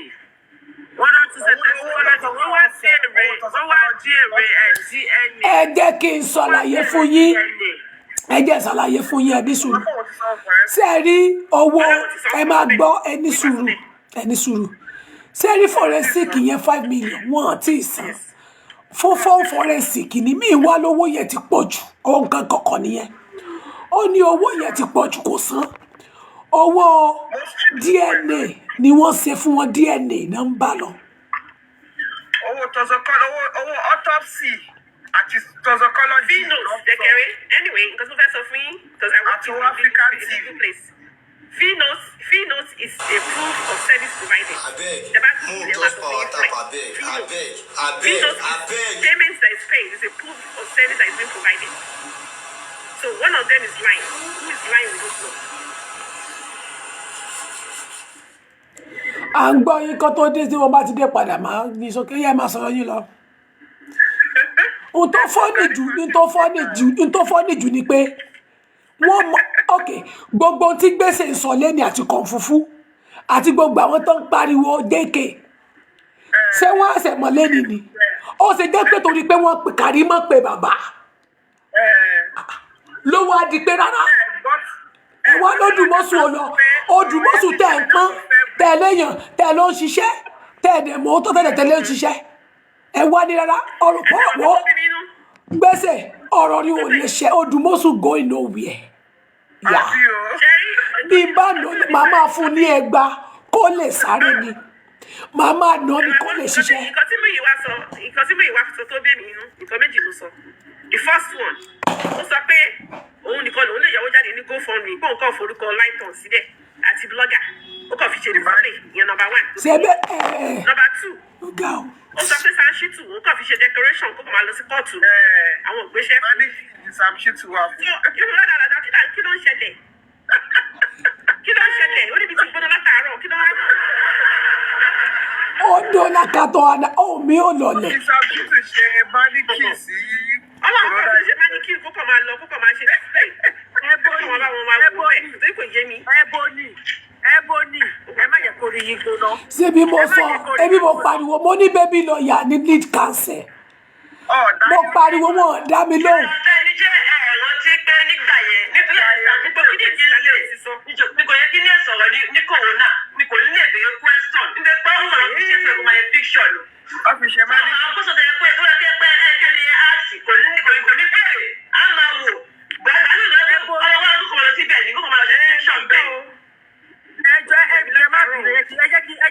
sọ̀rọ̀ kan fún yín. Now, ẹ bẹ Ọlọ́run níṣẹ́, ẹ gbàdúrà, ẹ sọ fún Ọlọ́run wípé gbogbo àwọn tó ń delay justice for Mohbad, k'Ọlọ́run fi wọ́n ṣẹ̀ sí, kí wọ́n ṣẹ̀ sí àgbáyé, kí ó tú wọn láṣìírí, àṣírí wa ń tú, ẹ tú wa lórí yín gbóná. Àbí o. Wọ́n ìtòrí yín gbóná. Ẹ má jẹ́ kórí yín gbóná. Ẹ máa sọ fún Ọlọ́run yìí pé àní wọ́n wá gbọ́dọ̀ mú ìgbésẹ̀ báyìí ṣẹ, wọ́n gbọ́dọ̀ mú jẹ. Wọ́n ti ṣe 419 fún mi. 31st of December. Kò dìgbà tẹ́ ẹ bá kú àjàkàrà yín á fi ìgbálẹ̀ léyìn lọ́nu kéèsì ni. 31st of December á máa jàkàrà yín. Everybody, ṣé kí n bọ́ọ̀sì bọ́ọ̀bù sí yín? Ṣé kí n bọ́ọ̀sì bọ́ọ̀bù sí yín? Now, ẹ jẹ́ mú mi díẹ̀ kí tó bọ́ọ̀sì. Kẹ́rí, wọ́n ṣe nǹkan kan sí Tẹ́ní. Èmi àti Tẹ́ní ò tí ì sọ̀rọ̀ private rí o. Wọ́n ṣe nǹkan kan sí. Èmi náà jẹ́ ní nǹkan tó ṣe. Mo lálàá mo rí. Ẹni tó ṣe nǹkan yẹn, ó ti forí gbé. Láti bí ọ̀sẹ̀ kan méjì ni mo ti ń yín jẹ fún Tẹ́ní. Bóyá ó mọ̀ àbí kò mọ̀. Wọ́n ṣe nǹkan sí. Dey play. Bóyá mo mọ̀. Wọ́n ta ọ̀fà fún. Ǹdẹ́ mo sọ mo ní dey play. Àmọ́ àgbẹ̀ ẹni tó ta ọ̀fà forí gbé. Mo ní dey play. Ọ̀rẹ́ yẹn wá sọ fún mi wípé yìí tí wọ́n ṣe fún Tẹ́ní, òun lẹ́ni yẹn ti forí ara ẹ̀ gbé yẹn. I need dey play. Orí mi tí mo gbé kòkò jáde. Ṣé ẹ rí mi kí n jó iṣẹ́ ní gbangba rí? This time tí bá wá sí, ẹ máa ń gbé ìgbà wá sí orí social media. Mo máa ń sọ wípé wọn ò ní mú ọdún ìjẹgbé. Ìtẹ́ mi yẹn fẹ́ mi yẹn. Ó ní wọn ò ní lọ nínú ọdún yìí. Ó ní gbogbo wọn máa ṣẹ̀ sí. Ogun àdúgbò wá jẹ́ tiwọn. Ogun àdúgbò tó fẹ́ fún yàn kan wá jẹ́ tiwọn. Ẹ máa gbọ́ ọ̀rọ̀ pé tó bá kú 31st of this December, gbogbo wọn máa ṣẹ̀ sí. Ẹ máa wò wọ́n. Ṣé àdédé lẹ rí mi tí mò ń gbàdúrà 31st of December pé ẹ lọ́rẹ́ wà? Bá máa jàkàrà máa ṣàkàrà fẹ́. Ìpàkárà lẹ́yìn tó láti orí agbára o. Ó mà ní kọ̀kọ́ tẹ̀ sódà kéyìn kò tí ì rí yẹn gbọ́ lé ni o. Ó ní kọ̀kọ́ tẹ̀ sọ tipẹ́tipẹ́. Tẹ́ní ọmọ adá kẹ́míkà sí ara bọ̀bá àti bára ẹ̀ máa jẹ́ra. Pétọ́ bá fojú wo kinní yẹn. Ó mà dàbí kọ́ máa ṣe. Irọ́ mo náà ti ṣe ni.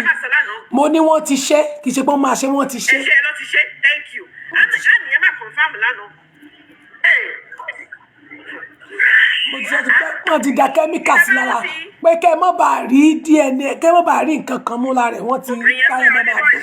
Àwọn tí bàbá Mohbad ti sọ pé ẹ̀rẹ̀ rí nǹkan kan. Thank you. Ó tún fẹ́ sọ ní pé ìyá Mohbad tó fi rẹ́rìn pé Ó sọ bẹ́ẹ̀ o, ìyá Mohbad sọ bẹ́ẹ̀ o. Ẹ dákun mo fẹ́ bèrè. Wọ́n nísìnyí o. Ẹ má gbọ́ mo fẹ́ bèrè. Ó ti di activate account ẹ̀. Ọgbọ́n wo wá sí ìdí tọ́kì mọ́?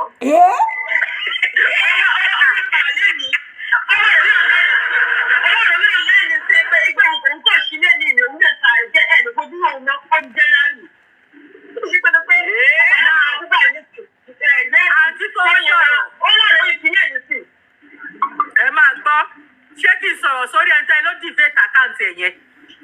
Bí ògo ṣe ń jẹ́ ti Ọlọ́run, ibùdó gan láì gbé ìgbésẹ̀ kankan, tá a bá fáwọn lé kóòtù Ọlọ́run lọ́wọ́ lásán.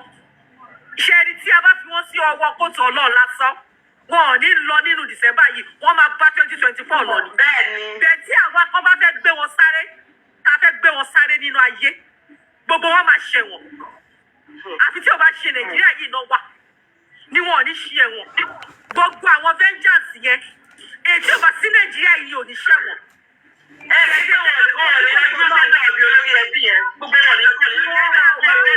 Wọ́n dákẹ́ wọn lè sọ kankan. Ebony, kóòtù Olúwa ju ti èèyàn lọ. Ṣebí àwa máa competition ni. EFCC a máa wá wọn káàkiri. Àwọn náà wá máa bribe. Bẹ̀tọ́ náà kan wà tó ṣe yí pé kò ṣe bribe. Òun ló ń ṣiṣẹ́ lọ́wọ́. Ó wà lórí iṣẹ́. Ó ń ṣiṣẹ́ lọ́wọ́lọ́wọ́ báyìí. Ẹyin fẹ́ tún padà dé. Ó ti ókun padà tó bá tún flag ẹ̀ pa. Orí Tẹ́ní àti orí yín àti orí Kàrímọ́. Ni o gbúdọ̀ ṣe yín pọ̀ lẹ́ẹ̀kan náà. Situation. Let's just get it straight here. All right. Let me give the floor back to Ann Asuko so Ann Asuko can continue from where the situation stops us. Ann, over to you. Okay, thank you, Arifa, for the short introduction.